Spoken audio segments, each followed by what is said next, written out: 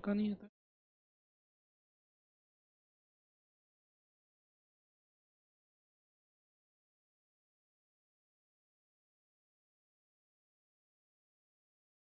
चलिए स्टार्ट करते हैं। फोकस करना अच्छे तरीके से। Are you guys ready?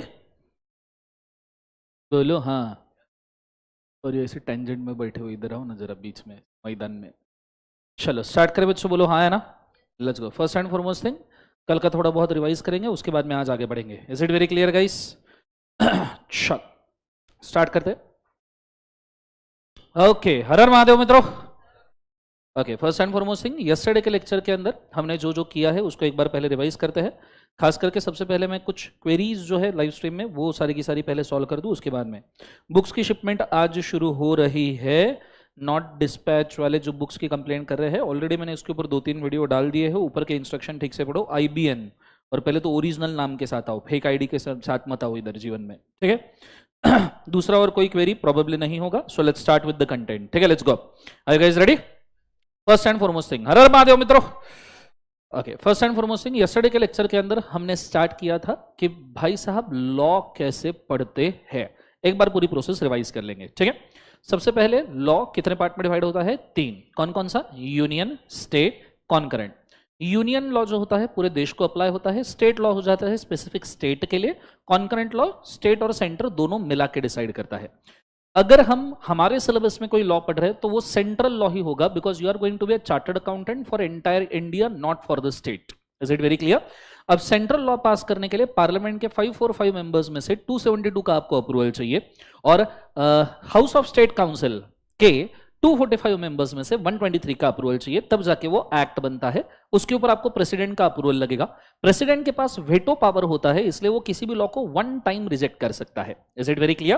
President के बाद वो जाएगा ऑफिशियल गैजेट में। ऑफिशियल गैजेट में हम 3 चीजें डिक्लेयर करते हैं, डेट, एरिया और सेक्शन, और फिर हम लॉ को इंप्लीमेंट करना शुरू करते हैं।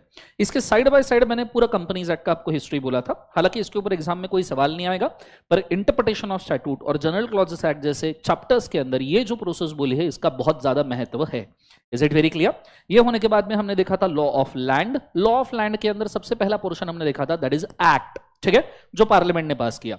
लॉ ऑफ लैंड का दूसरा पोर्शन हमने देखा था ordinance. Can you guys tell me what do you mean by ordinance? which is passed by the president but subject to approval of the parliament. Is it very clear? क्या parliament इस ordinance के अंदर changes कर सकती है? Yes, कोई दिक्कत नहीं। और ये बाद में एक्ट बन जाएगा जैसे ही उसको पार्लियामेंट का अप्रूवल मिल जाएगा। ये होने के बाद में तीसरी चीज थी डिपार्टमेंट के circular, rules and notification. Notification क्या होता है? अमेंडमेंट्स, ठीक है। सर्कुलर क्या होता है? मीनिंग। एंड रूल्स क्या होता है? प्रोसेस। आपके सारे के सारे फॉर्म कहां लिखे जाते हैं? रूल्स में। Is it very clear? Next चीज के ऊपर हम जाएंगे। अगली चीज हमने देखी थी दैट इज सुप्रीम कोर्ट और हाई कोर्ट के cases if it is a question of law. ये चीज सब होने के बाद में मैंने आपको मंथली इंफॉर्मेशन बुलेटिन निकाल के दिखाया था, और हमने टाइप्स ऑफ कंपनीज के लिए इंडिया में अभी कितने कंपनीज एग्जिस्ट करते हैं ये नंबर देखा था। कैन यू टेल मी कितने कंपनीज आज के डेट तक पिछले 75 ईयर्स में रजिस्टर हुए हैं? 28 लाख, जिसमें से लगभग कितने लिक्विडेट हो चुके हैं? 10। Is it very clear? तो फिलहाल कितने कंपनीज है? लगभग 18 लाख। 18 लाख में से पब्लिक कंपनीज है 70,000 के आसपास, लगभग 17 लाख कंपनीज है प्राइवेट, एंड 6,000 कंपनीज है listed. Is it very clear? ये होने के बाद मैंने आपको अथॉरिटी स्ट्रक्चर बताया था इन कंपनीज के हिसाब से। मैंने आपको सबसे पहली चीज बोली थी कि सेंट्रल गवर्नमेंट के 53 मिनिस्ट्रीज है और 98 डिपार्टमेंट्स है। उसमें से हमको चाहिए ministry of corporate affairs and ministry of law and justice. ये डिवाइड होता है फर्दर कितने पार्ट्स के अंदर? 2। एक एडमिनिस्ट्रेशन अथॉरिटी, एक कौन सा? Judicial authority. एडमिनिस्ट्रेशन अथॉरिटी के अंदर सबसे पहले आता है active companies, liquidated companies. Liquidated companies के लिए कौन होगा? लिक्विडेटर। एक्टिव कंपनीज के लिए कौन है? Regional director. Can you tell me कितने रीजनल डायरेक्टर है इंडिया में? 7। और आरओसीज कितने हैं? 25। Are you guys understanding? Yes और नो? ये सारे के सारे 18 लाख कंपनीज को कंट्रोल करते हैं। पर क्या इतने ही अथॉरिटीज है? नहीं। अगर ये लिस्टेड कंपनी है तो 6000 लिस्टेड कंपनी के लिए कौन है? सेबी। बैंकिंग कंपनी है तो कौन है? आरबीआई। इंश्योरेंस कंपनी है तो कौन है? आईआरडीए। जाते हैं जुडिशियल अथॉरिटी में। Judicial authority further divided into कितने पार्ट्स? 2। पहला पार्ट नॉन मटेरियल ऑफेंस, मतलब है तो सारे के सारे मटेरियल, पर जेल के हिसाब से क्रिमिनल ऑफेंस 2 साल की जेल के ऊपर जाते हैं। नॉन क्रिमिनल ऑफेंस 2 इयर्स की जेल से नीचे होते हैं। 2 इयर्स के ऊपर हम कौन से कोर्ट में जाते हैं? Special court. एंड 2 इयर्स के नीचे हम कौन से कोर्ट में जाते हैं? एनसीएलटी। एनसीएलटी के बाद में नैकलैट, नैकलैट के बाद में सुप्रीम कोर्ट, क्योंकि कंपनीज एक्ट में हाई कोर्ट नहीं होता। Is it very clear? कल हमने ये पूरा डाटा देखा था। कल मैंने फिर आपको टाइप्स ऑफ कंपनी बताया था। टाइप्स ऑफ कंपनी के लिए मैंने आपको मेमोरी टेक्निक भी दिया था, याद है? आई ला मेरी काऊ, आई पर से इनकॉर्पोरेशन, ला पर से लाइबिलिटी, मेरी पर से मेंबरशिप, सी पर से कंट्रोल, ओ पर से ओनरशिप, ओ पर से ऑब्जेक्ट, डब्ल्यू पर से वर्किंग। इनकॉर्पोरेशन में कितने कंपनीज है? 3, चार्टर्ड, स्टैट्यूटरी, रजिस्टर्ड। कल मैंने चार्टर कंपनी ऑलरेडी बता के रख दिया था। क्या एग्जांपल दिया था बताओ? ब्रिटिश ईस्ट इंडिया कंपनी, याद है सबको? बोलो हाँ है ना। स्टैट्यूटरी कंपनी के लिए भी मैंने एग्जांपल दिया था, एलआईसी, एसबीआई, ठीक है? एलआईसी एक्ट और एसबीआई एक्ट में बना है। और फिर रजिस्टर्ड कंपनी मतलब नॉर्मल कंपनी। नेक्स्ट, लाइबिलिटी के हिसाब से कंपनी कितने पार्ट में है? 2, limited, unlimited. Is it very clear? फिर उसके बाद में मेंबरशिप के हिसाब से ओपीसी, पब्लिक, प्राइवेट, स्मॉल। उसके बाद में कंट्रोल के हिसाब से holding, subsidiary, associate, sister concern. Clear है कंसेप्ट? उसके बाद में आफ्टर द ओनरशिप के हिसाब से foreign company, government company. Is it very clear? Object के हिसाब से जितने टाइप के ऑब्जेक्ट उतने टाइप के कंपनी। पर कंपनीज एक्ट में कौन कौन से डिफाइंड है? Section 8 banking, insurance, Nidhi company, NBFC, electricity company, producer company. Is it? Yes और नो? और सबसे आखिरी वर्किंग के हिसाब से कितने कंपनी है? 2, पहला एक्टिव और दूसरा डोरमेंट। यहां तक आइडिया क्लियर है? आज हम टाइप्स ऑफ कंपनीज में घुसेंगे और हम सारे टाइप्स ऑफ कंपनी के इंपॉर्टेंट डेफिनेशन देखेंगे। पर इसके साथ मैंने कल आपको एक चीज और रिकमेंड की थी कि आपने सेक्शंस याद करने हैं। क्या याद करने हैं? बोले एक बार। सेक्शन। कौन से सेक्शन याद करने हैं? Definition. Have you tried this? याद हुए किसी को? यस और नो? तो मुझे जरा बताइए अल्फाबेटिकल ऑर्डर में कौन कौन से सेक्शन आपने इसके पहले याद किए। सबसे पहले ए, बी और सी। ए, बी और सी के अंदर है ना? तो सबसे पहला 2 सबसेक्शन 1 में क्या है? बोले एक बार। अब्रीज्ड प्रोस्पेक्टस, ये आपके सेक्शन 33 के अंदर प्रोविजन हम देखेंगे। फिर 2 सबसेक्शन नंबर 6 किसका है? Associate company. आज हम देखेंगे एसोसिएट कंपनी क्या है। तीसरा 2 सबसेक्शन 10 में बोर्ड ऑफ डायरेक्टर, साइनिंग के वक्त, फाइनेंशियल स्टेटमेंट के वक्त काम में आएगा। 211 में बॉडी कॉर्पोरेट, फॉरेन कंपनी पढ़ते वक्त काम में आएगा। 220 में कंपनी, 21 में गारंटी, 22 में शेयर कैपिटल। और उसके बाद में 216 के अंदर एक डेफिनेशन रहेगा जो किसका है? चार्ज। चार्जेस ऑन असेट के ऊपर हमको पूरा चैप्टर है, तब ये डेफिनेशन देखेंगे। ठीक है? नेक्स्ट वाला DEF के अंदर कौन कौन से आते हैं? बेसिकली डी और ई में कौन से आते हैं देखते हैं पहले। 230 के अंदर क्या है? डिबेंचर्स। 231 में डिपॉजिट्स। 234 में डायरेक्टर। 35 में डिविडेंड। और 238 में क्या है? एक्सपर्ट। ठीक है? एफ से आप अलग कर सकते हो पूरा का पूरा कैटेगरी। 240 के अंदर फाइनेंशियल स्टेटमेंट, बहुत इंपॉर्टेंट। 241 में फाइनेंशियल ईयर। हमारे सिलेबस में 3 टाइप के फाइनेंशियल ईयर है, आपको जीसीए चैप्टर के अंदर ये क्लियर होगा। ठीक है? Then there is a foreign company, then there is a free reserves, then there is a GDR. 44 के अंदर जीडीआर, 45 के अंदर गवर्नमेंट एंड 46 के अंदर holding. Is it very clear? फिर तीसरा ब्रैकेट आता है केएलएम का, जिसके अंदर की मैनेजर पर्सन 251 अगेन काम में आएगा सर्विस ऑफ डॉक्यूमेंट में। दूसरा लिस्टेड कंपनी 252 में, 255 में मेंबर, 256 में मेमोरेंडम। ओपीआर, ओपीसी 262 में, 267 में प्रीवियस कंपनी लॉ, 268 में प्राइवेट, 269 में प्रमोटर, 270 में प्रोस्पेक्टस, 271 में पब्लिक कंपनी, 272 में PFI public financial institution and 277 में रिलेटिव। फिर एस के ब्रैकेट पर से बहुत सारे हैं, जब एस वाले बहुत अच्छे से याद रखना। 281 में सिक्योरिटीज, 284 में शेयर्स, 285 में स्मॉल, 87 में सब्सिडरी, 88 में स्वेट इक्विटी शेयर्स, 92 में अनलिमिटेड एंड 93 के अंदर voting. Is it very clear? ये आपको याद होने चाहिए। किस लिए याद होने चाहिए? मार्क्स के लिए क्या? नहीं। अगर आपको सब्जेक्ट पे कॉन्फिडेंस चाहिए, अच्छा कमांड चाहिए, बिल्टअप चाहिए, आपको क्रॉस रेफरेंसेस चाहिए, तो आपको डेफिनेशंस याद होने चाहिए। यहां तक आइडिया क्लियर है? चल, बहुत बढ़िया। आई होप सो कि ये चीजें सबको क्लियर है। कोई दिक्कत होगा तो मैं पहले एंटरटेन कर दूं। हरीश बेटा, कोई चीज बेसिकली हम कल के लेक्चर की रिवाइज नहीं करेंगे, इसलिए हमने यूट्यूब के ऊपर जो लेक्चर है वो पूरा का पूरा ओपन रखा है। सो अगर आपका दिक्कत है रिवाइज करने का, आई एम सॉरी, आप वो लेक्चर जाइए देखिए, क्योंकि it is a fast track batch. अगर हम पिछली ही चीजों को रिवाइज करते रहे तो आगे कब बढ़ेंगे जीवन में? क्या का फास्ट ट्रैक पर, तो स्लो ट्रैक हो गया वो।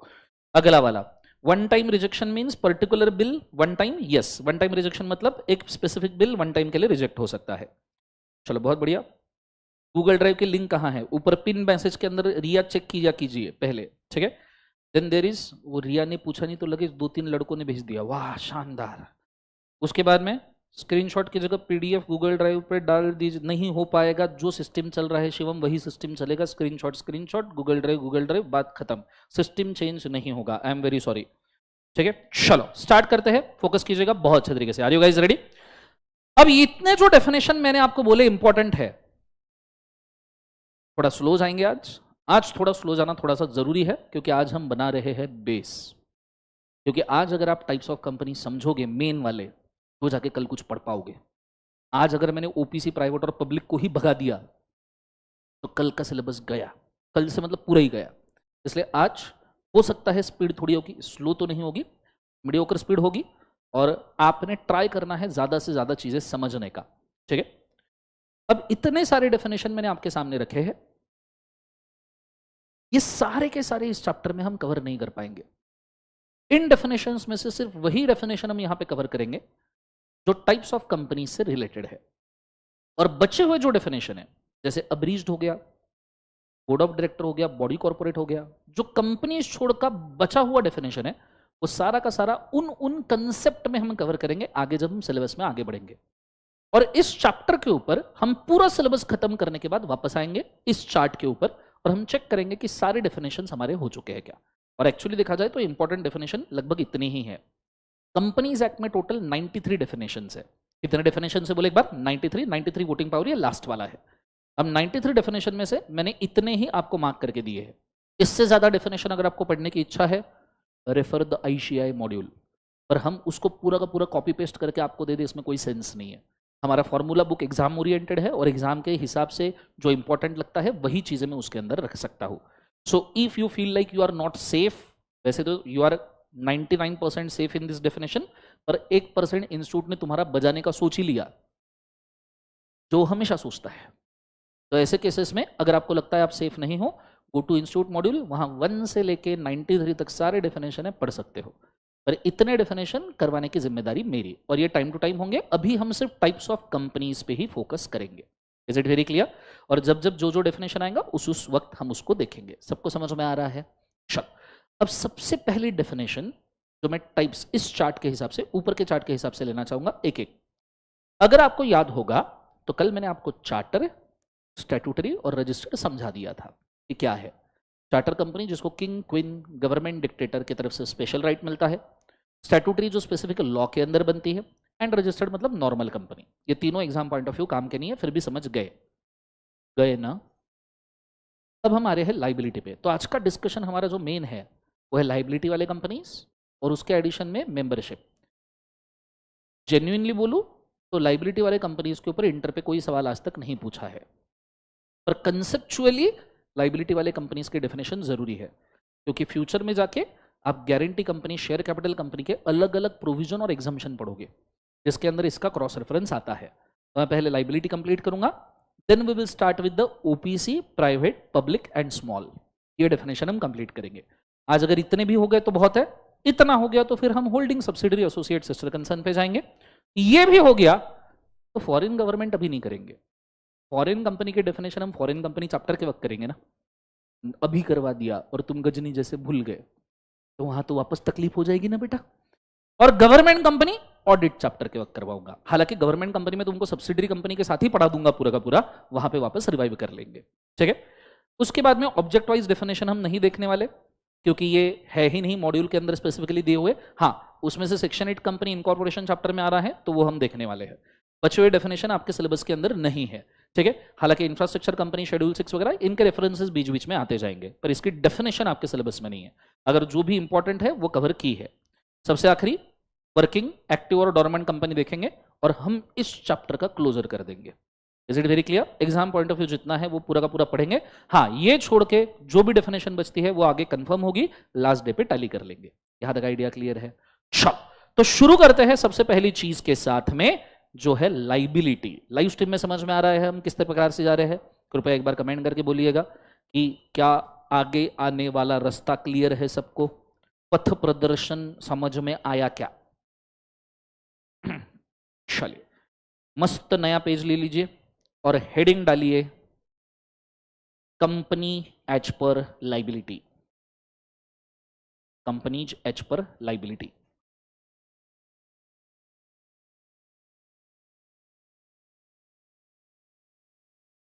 बहुत बढ़िया। ट्राई कीजिए लाइव स्ट्रीम में सारे के सारे क्वेरीज जो मैं अभी पढ़ा रहा हूं उससे रिगार्डिंग होने चाहिए।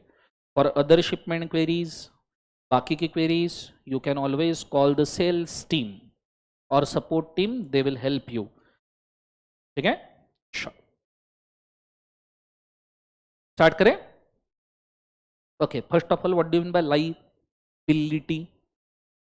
सर बिल्ली ने टी लाई, ही। बोलो, what is liability?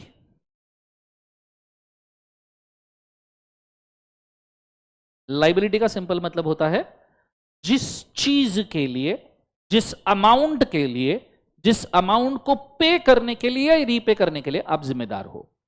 Is it very clear? So लिख के रखिए द अमाउंट, हालांकि कंपनीज एक्ट में डिफाइंड नहीं है पर मैं मीनिंग के लिए लिख के दे रहा हूं। The amount for which the person के अंदर सब लोग आएंगे जो भी रिस्पॉन्सिबल है, पर्सन इज रिस्पॉन्सिबल और कमिटेड, पर्सन इज रिस्पॉन्सिबल और committed, full stop. The amount for which person is responsible और कमिटेड, लिख लिया सबने? इसके हिसाब से मैं लाइबिलिटी डिवाइड कर रहा हूं कितने पार्ट्स के अंदर? 2। थोड़ा सा चार्ट लंबा ड्रॉ करना पूरे पेज को यूज करके, और एकदम कॉर्नर्स में लिखना बिकॉज बीच में कंटेंट आने वाला है। पहला है लिमिटेड कंपनी और दूसरा है unlimited company. Is it very clear? पहला है लिमिटेड कंपनी, दूसरा है अनलिमिटेड कंपनी। इसको कर दीजिए ब्रैकेट्स। आज का लेक्चर थोड़ा मीडियोकर स्पीड में होगा क्योंकि बहुत बेसिक चीजें समझनी और इंपॉर्टेंट चीजें हैं। चलो, अब लाइबिलिटी समझने के लिए मैं एक छोटा सा एग्जांपल ले रहा हूं आपके अंडरस्टैंडिंग के हिसाब से। ठीक है, फोकस करना बहुत अच्छे से। दोनों कंपनीज के हिसाब से लेट्स से मैं एक एग्जांपल ले रहा हूं। फॉर एग्जांपल, लाइबिलिटी है किसी कंपनी का 70 करोड़। ठीक है, लाइबिलिटी कितना है? 70 करोड़ रुपीस। और उस कंपनी का जो असेट है वो असेट है 50 crore rupees. 70 crore rupees and 50 crore rupees. अब ये जो असेट है ना, लिमिटेड कंपनी के केस में समझो, पहला एग्जांपल लेते हैं, ये शेयर कैपिटल कंपनी है, 2/22 वाली लिमिटेड शेयर कैपिटल कंपनी है। तो शेयर कैपिटल कंपनी है तो कोई ना कोई शेयर कैपिटल का कमिटमेंट आया होगा, इन्वेस्ट किया होगा ना शेयर कैपिटल। अब बोलो तो हाँ ना, कुछ तो बोलो। Blue tick no reply. मेरे को ऐसा एक्स जैसा तुम ट्रीट मत करो कि रिप्लाई नहीं दूंगा करके। समझ में आ रहा है क्या? रिप्लाई चाहिए मेरे को जीवन में। Let's go. So share capital company है तो कोई अमाउंट इन्वेस्टेड रहेगा, बोलो ये सुनो। तो समझो शेयर कैपिटल कंपनी है, कैपिटल लगा है 1 करोड़ का। ये एग्जाम्पल चल रहा है, this is for example. Okay, अब ये जो 1 करोड़ आपने कंपनी के स्टार्टिंग में लगाया, ये ऑलरेडी इन असेट के अंदर इन्वेस्टेड है, बोलो हाँ है ना। अब ये 1 करोड़ का पेडअप कैपिटल है। कितना कैपिटल है? Paid up. Let's say total face value capital जो है वो है 3 करोड़ का। टोटल फेस वैल्यू कैपिटल कितना है? 3। उसमें से 1 करोड़ पेडअप है, बराबर है। तो मुझे एक बात बताइए, कितना अनपेड कैपिटल है? सब लोग बोलो कितना अनपेड कैपिटल है? 2 करोड़। बोलो यस और नो। अब ये सिचुएशन है लिमिटेड कंपनी का। अनलिमिटेड में तो भाई साहब तुम शेयर कैपिटल लगाओ ना लगाओ कोई फर्क नहीं पड़ता। जब लाइबिलिटी ही अनलिमिटेड है तो क्या मतलब है? अब समझिएगा बहुत गौर से।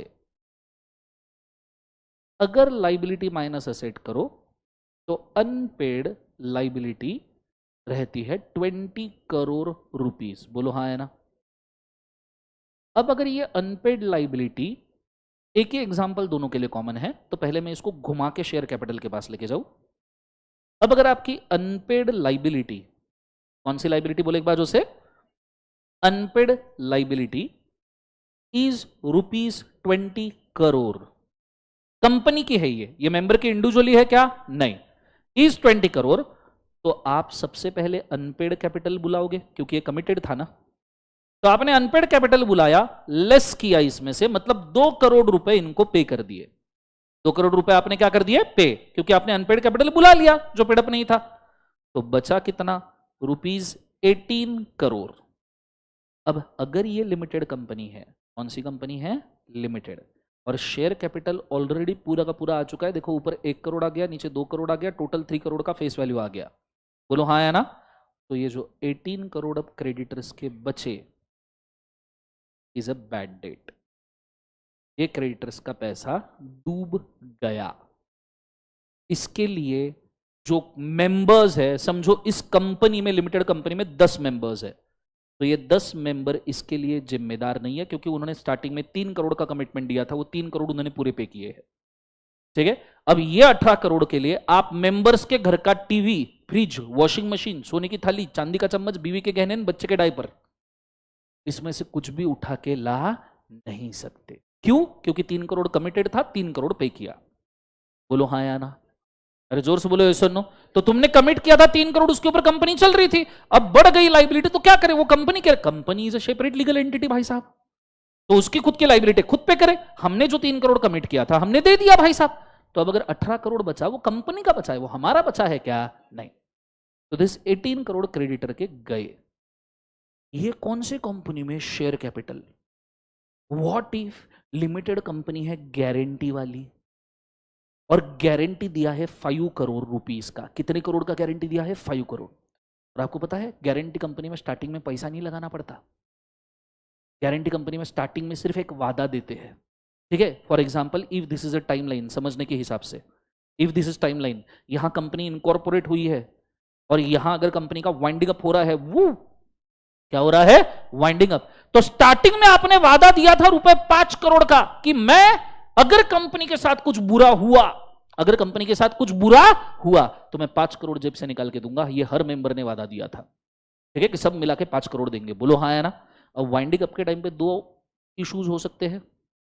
बोलो, एक तो आपकी असेट लाइबिलिटी से ज्यादा होगी, या आपकी लाइबिलिटी असेट से ज्यादा होगी। अगर असेट लाइबिलिटी से ज्यादा है तो मन जानू लाइफ ना। अरे बोलो ना हाँ या ना। तो ऐसे केस में एक्सेस असेट जो है, वो ये जो गारंटर है या जिनको श्योरिटी बोला जाता है, उनको एक्सेस असेट जो है, वो एक्सेस असेट रिफंड कर दी जाएगी ना, in proportion to guarantee given. अब जरूरी थोड़ी है सबने एक जैसी गारंटी दी होगी, किसी ने 10 लाख दी होगी, किसी ने 5 लाख दी होगी, किसी ने 50 लाख दी होगी। तो ये जो एक्सेस असेट है, असेट ओवर लाइबिलिटी जितनी भी है, वो वापस आ जाएगी। गारंटर को ये प्रॉफिट, उन्होंने कंपनी चलाने का मुआवजा मिला है उनको। बोलो हाँ या ना।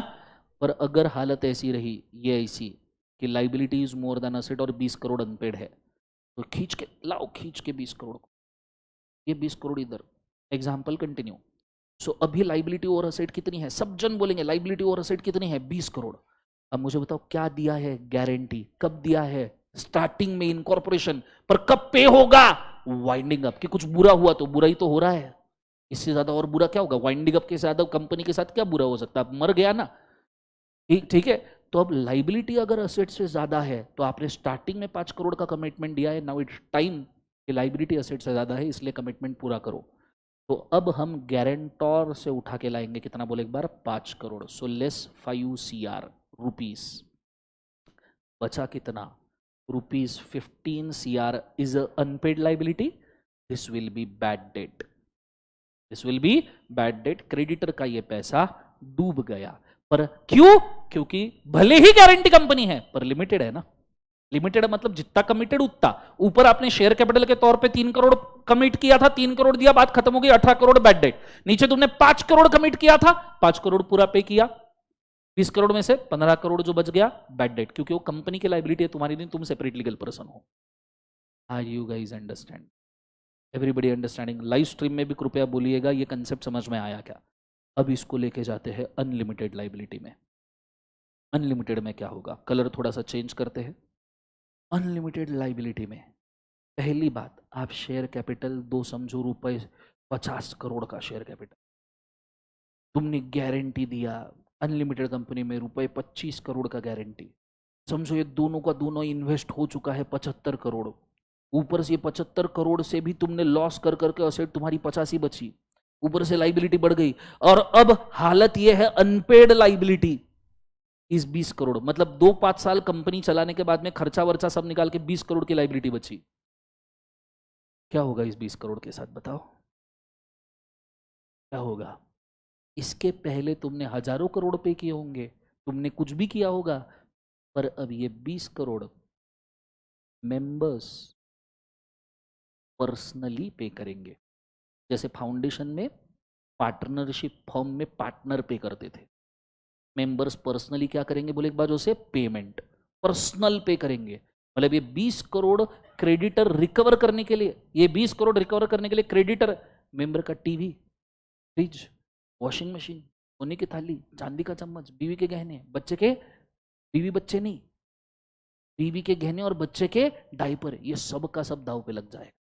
और आप जब तक मतलब अगर ये 20 करोड़ पूरे पे नहीं हो रहे हैं ना, तो क्रेडिटर के पास इतना राइट है कि आपको इंसॉल्वेंट भी कर सकते हैं रिकवरी के चक्कर में। ठीक है, मतलब ऐसा है कि आपका पोर्शन ये 20 करोड़ में से एज अ मेंबर आपका पोर्शन आ रहा है 3 करोड़ पे करने का, as a member for example 3 crore आपको पे करना है। आपके सारे असेट घर बार संसार, बार नहीं सॉरी घर संसार मिला के आपके सारे असेट अगर 1.5 करोड़ के ही है या 1 करोड़ के ही है, तो ऐसे केस में वो पूरा आपको इंसॉल्वेंट घोषित करके 1 करोड़ निकाल लेगा पर्सनल असेट में से। देखो लिमिटेड कंपनी में तुम्हारे पर्सनल असेट को कोई छू भी नहीं रहा था, जो कमिटमेंट था वो कमिटमेंट था। 3 करोड़ का कमिटमेंट था, दिया, घर पे कोई नहीं आएगा। ठीक है, क्रेडिटर घर पे आया, वहां से भगा दे, भग यहां से। और 5 करोड़ का कमिटमेंट था, गारंटी में दिया, वो पूरा पे किया, घर पे कोई नहीं आएगा। तो एक सिंपल सेंटेंस याद रखो, लिमिटेड कंपनी में घर पे कोई, बोलो घर पे कोई नहीं। और अनलिमिटेड कंपनी में घर पे काय को आएगा, घर बेच सकता है नालायक, घर पे ऐसे घर पे नहीं बुलाते किसी को भी। सो लिमिटेड कंपनी में, अनलिमिटेड कंपनी में घर बेच सकता है। Is it very clear? So ये 20 crore members personal payment from personal asset, from personal asset. Are you guys understanding? ये है अनलिमिटेड कंपनी 2 सबसेक्शन नंबर 92। इसका डेफिनेशन एक लाइन में है, a company on whose liability there is no limit. ये कोई definition हुआ, खत्म है। ठीक है, शेयर कैपिटल कंपनी में a company whose capital is committed by shares और whose amount is committed by share, and guarantee में amount is committed by guarantee. Is it very clear? This is simple concept of the liability. मैं चाहूंगा लिख लेते हो फटाफट फटाफट, screenshot दे दूं। अलसी लोग एक नंबर के। ठीक है फाइन, एक बार पढ़ लो अच्छे से पूरा का पूरा चार्ट वापस से, उसके बाद में हम आगे बढ़ते हैं। For it fast, live stream में समझ में आया क्या जरूर बोलिए प्लीज।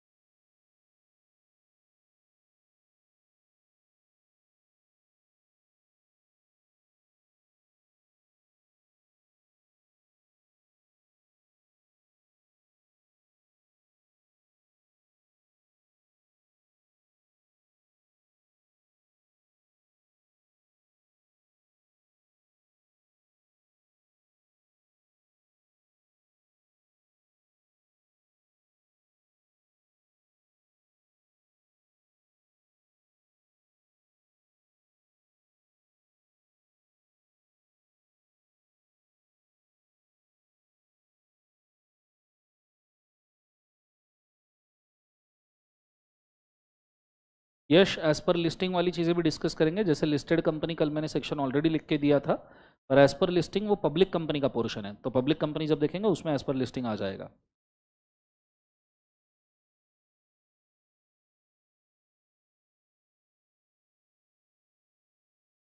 सर एग्जाम के लिए आपकी बुक सफिशिएंट है या स्टडी मैट भी पढ़ना पड़ेगा? अगर मैंने हाँ बोला तो 2.5 महीने में पढ़ लेगा क्या?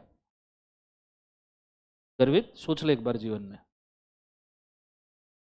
कल ही मैंने ये सारी चीज़ें क्लियर की है, तुम 1000 बार मेरे को सेम सवाल पूछोगे, आंसर नहीं देने वाला, वेरी सॉरी।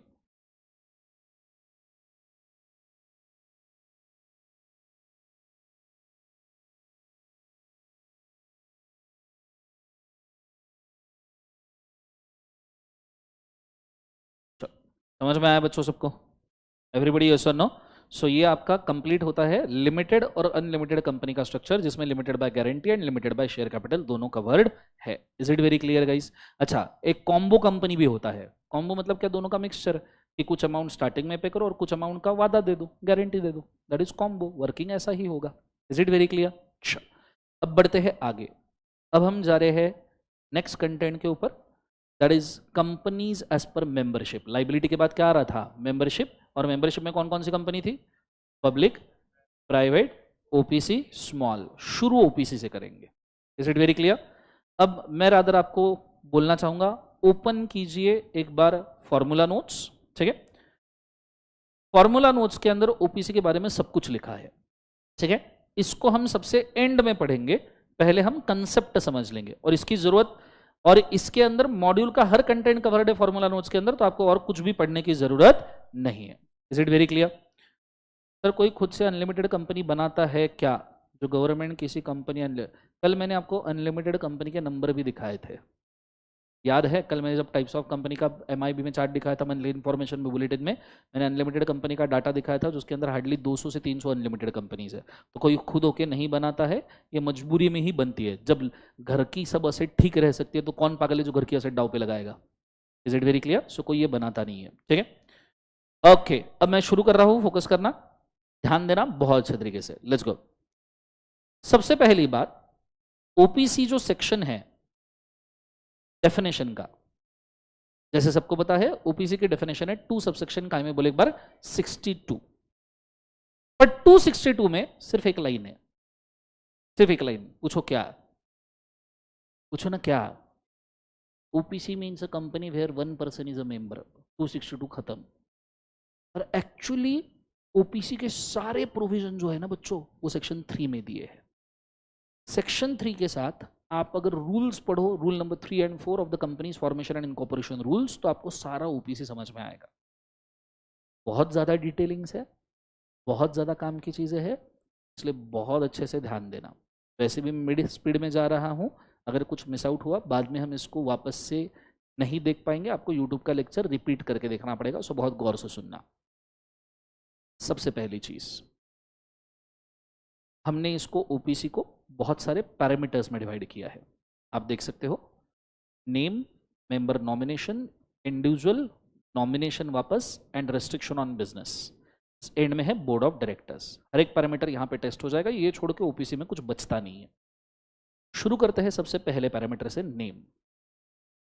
जैसे आप प्राइवेट कंपनी में वर्ड यूज करते हो, कौन सा बोले एक बार जो से? Private limited. जैसे पब्लिक कंपनी में आप वर्ड यूज करते हो लिमिटेड, वैसे ओपीसी के नाम में यूज किया जाता है प्राइवेट लिमिटेड, ब्रैकेट में यूज किया जाता है ओपीसी। कई बार ब्रैकेट का ओपीसी पहले भी आ सकता है, ब्रैकेट का ओपीसी बाद में भी आ सकता है, वो छोटी मोटी चीज। पर आपने याद ये रखना है इससे कि ओपीसी हमेशा प्राइवेट कंपनी का ही टाइप रहेगा। ओपीसी कभी भी पब्लिक कंपनी का कैटेगरी नहीं बनेगा। ओपीसी में एक ही मेंबर होता है, so it's a privately held company. Is it very clear? दूसरा, जब ओपीसी बनेगी तो ओपीसी में एक मेंबर होता है जो इंडिविजुअल मतलब नेचुरल पर्सन होना जरूरी है। आर्टिफिशियल पर्सन ओपीसी का मेंबर नहीं हो सकता, नहीं तो ओपीसी टू ओपीसी चेन बनती जाएगी। चेन बनती जाएगी मतलब प्रॉफिट घुमाने के लिए, आज के डेट में प्रॉफिट घुमाने के लिए आपने देखा होगा कि पॉलिटिशियंस या जिनके पास काला ब्लैक मनी वगैरह होता है, वो बहुत सारे कंपनीज की चेन बनाते हैं। क्यों? कि हर एक कंपनी में प्रॉफिट सर्कुलेट कर करके इनकम टैक्स के स्केप किया जाए। अगर आपने ओपीसी में बॉडी कॉर्पोरेट का इन्वेस्टमेंट अलाउ किया, तो फिर एक बॉडी कॉर्पोरेट एक ओपीसी बनाएगा, उसमें इन्वेस्ट करेगा। आर्टिफिशियल पर्सन खुद ही मेंबर बनेगा, वो ओपीसी दूसरे में इन्वेस्ट करेगी, दूसरी तीसरे में इन्वेस्ट करेगी, तीसरी चौथे में इन्वेस्ट करेगी, और एक्चुअल इस वजह से जिसने फ्रॉड किया या प्रॉब्लम हुआ है वो कभी पकड़ में ही नहीं आएगा। Is it very clear? So OPC का जो मेन मेंबर है वो हमेशा कौन रहेगा? Natural person. Is it very clear? पर वो नेचुरल पर्सन इंडिविजुअल मर गया तो क्या? इसलिए ओपीसी में कंपलसरी होना चाहिए एक नॉमिनी। कौन होना चाहिए? नॉमिनी।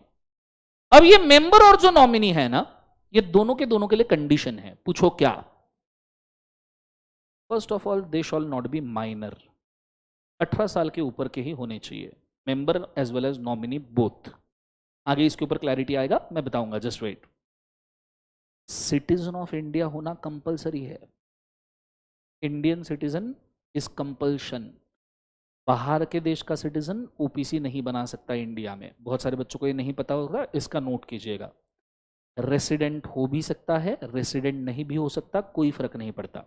अब यहाँ पे रेसिडेंट और नॉट मैं बोल रहा हूं क्यों, और रेसिडेंस का मतलब क्या है? रेसिडेंस का मतलब ओपीसी के केस में बोला है more than 120 days in a previous financial year होना चाहिए। More than 120 days in a previous financial year. अब बहुत सारे बच्चों को ये अटपटा सा लगेगा, सर हमने तो पढ़ा था कि ओपीसी का मेंबर, सर हमने पढ़ा था ओपीसी का जो मेंबर है ना वो रेसिडेंट ही होना चाहिए, ये हमने पढ़ा था। तो मैं जरा आपको लेके जाना चाहूंगा इंस्टीट्यूट के मॉड्यूल में, जहां पे सेक्शन 3 के अंदर ओपीसी डिस्कस किया गया है। ठीक है, सेक्शन नंबर कहां पे बोले एक बार? 3 में क्या डिस्कस किया गया है, सब लोग बोले एक बार, ओपीसी। सो आ जाइए, मैं आपको ओपीसी दिखा दूं एक बार।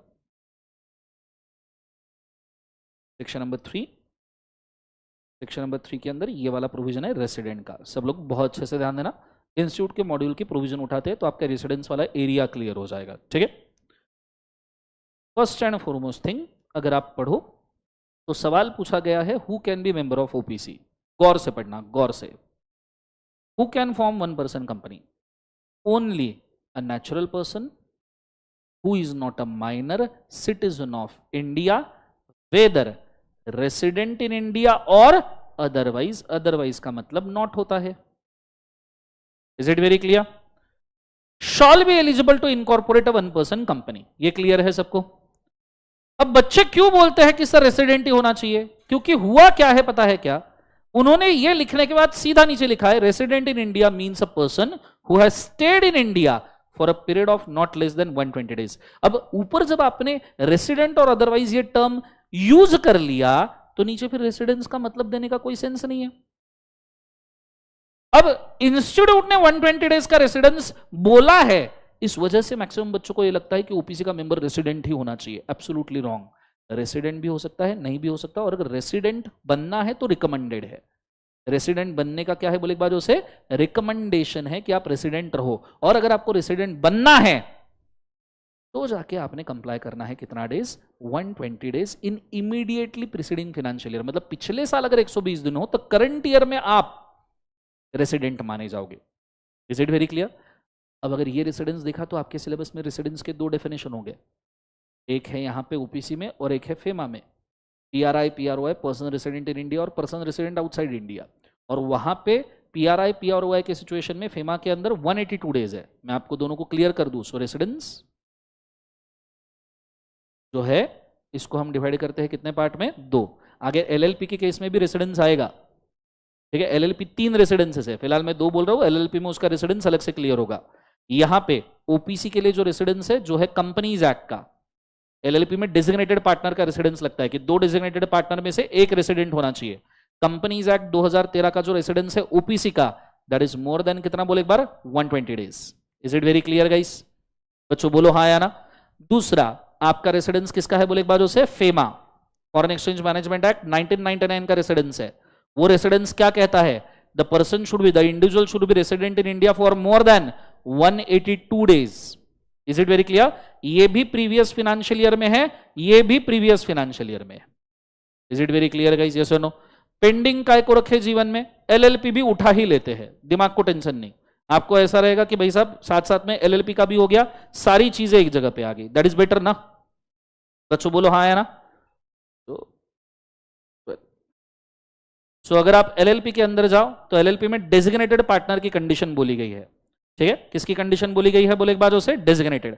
अगर आप डेजिग्नेटेड पार्टनर के अंदर मेंशन करोगे तो डीपी शॉल बी रेसिडेंट, क्या लिखा है, at least 2 designated partner out of which 1 shall be, क्या बोला है बोले एक बार, resident in India. And residence purpose के लिए देखते हैं एक बार, कहीं डेफिनेशन दिया है क्या, नहीं, होल्ड। हाँ, DP should be resident in India. अगर यहां पे डेफिनेशन डीपी का रेसिडेंस का नहीं दिया है तो हम कहां का डेफिनेशन उठा लेंगे, ओपीसी का। ये देखो नीचे रेसिडेंस का डेफिनेशन आ चुका आपका, let's go. For the purpose of the section the term resident in India means a person who has stayed in India for a period of not less than 120 days during the financial year. बोला है during financial year, मतलब current financial year में होना चाहिए। मतलब LLP का residence अलग है, ओपीसी के लिए प्रीवियस फाइनेंशियल ईयर का 120 डेज था, एंड फेमा के लिए भी प्रीवियस फाइनेंशियल ईयर का मोर देन 182 डेज था, बराबर है।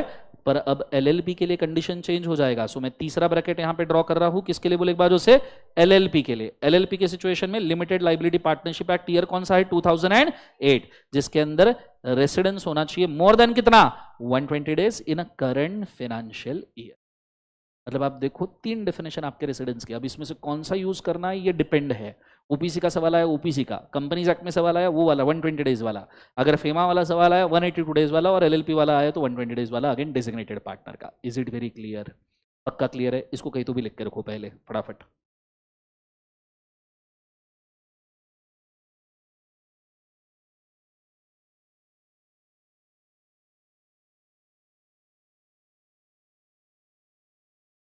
लास्ट फास्ट ट्रैक वगैरह के कोई भी नोट्स आप यूज नहीं कर सकते, पूरा फ्रेश फास्ट ट्रैक है। इस फास्ट ट्रैक में जो पढ़ाया जाएगा इसी के साथ चले, ना नोट्स ना हैंड रिटन नोट्स, कुछ भी नहीं।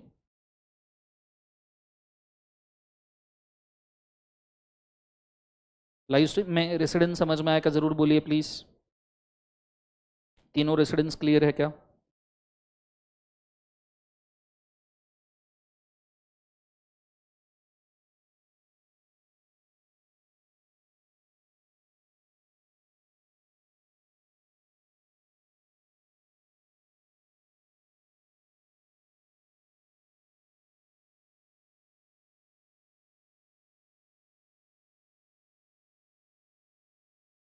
Everybody understood clearly? अब इसके अंदर एलएलपी का जो करंट फाइनेंशियल ईयर है ना, उसको एक बार मुझे वापस कंफर्म करने दीजिएगा। अभी अपने बुक में लिखा है, मतलब वो वही होगा, बट स्टिल इंस्टीट्यूट के मॉड्यूल से एक बार रिकन्फर्म कर लेंगे अपन, ठीक है, जब समय मिलेगा तब, ठीक है, डोंट वरी। फिलहाल ओपीसी के ऊपर फोकस करते हैं, वो हमारा सबसे पहला चीज है। तो आप इशू क्या है समझने की कोशिश कीजिए। इशू ये है कि उन्होंने बोला है कि ओपीसी का जो मेंबर या नॉमिनी है वो रेसिडेंट या अदरवाइज हो सकता है, मतलब दोनों में से कुछ भी हो सकता है, पर नीचे रेसिडेंस का डेफिनेशन देने की वजह से बच्चों को ऐसा लगता है कि वो रेसिडेंट ही होना चाहिए। Let me tell you, resident होने की कंपल्शन नहीं है। Is it very clear? So अब वापस जाते हैं हम हमारे चार्ट के ऊपर जहां पे हम ऑलरेडी थे, ठीक है। Let's go to the chart. So यहां पे अगर आप देख सकते हो तो यहां पे मैंने आपको मेंशन करके रखा है, the person can only become a member, और क्या बोले एक बार उसे, नॉमिनी ऑफ द ओपीसी। ऊपर के सारे कंडीशन जो कंप्लीट करेगा वो, उसमें बोला है it is recommended that the person shawl be a resident 120 days in क्या बोले एक बार उसे, financial year, previous financial year mention किया है, पर ये कंडीशन रिकमेंडेड है, मैंडेटेड है क्या? नहीं। दूसरी चीज के ऊपर जाते हैं। अब सवाल उठता है एक बंदा कितने ओपीसी में मेंबर हो सकता है? ये बहुत खास बात है, इसमें ऐसी चीजें जो प्रोबेबली आपको नहीं पता होगी, इसलिए ध्यान देना। सबसे पहले मेंबर मतलब नॉर्मल ओपीसी में क्या होता है? मेंबर मतलब पप्पा, वो खुद के बच्चे को ही नॉमिनी बनाएगा ना, और क्या होगा? अब समझो, मेंबर मतलब पप्पा, नॉमिनी मतलब बच्चा। तो सवाल यह है कोई इंडिविजुअल है, इधर एक ओपीसी है ओपीसी 1, इधर दूसरा ओपीसी है ओपीसी 2, ठीक है।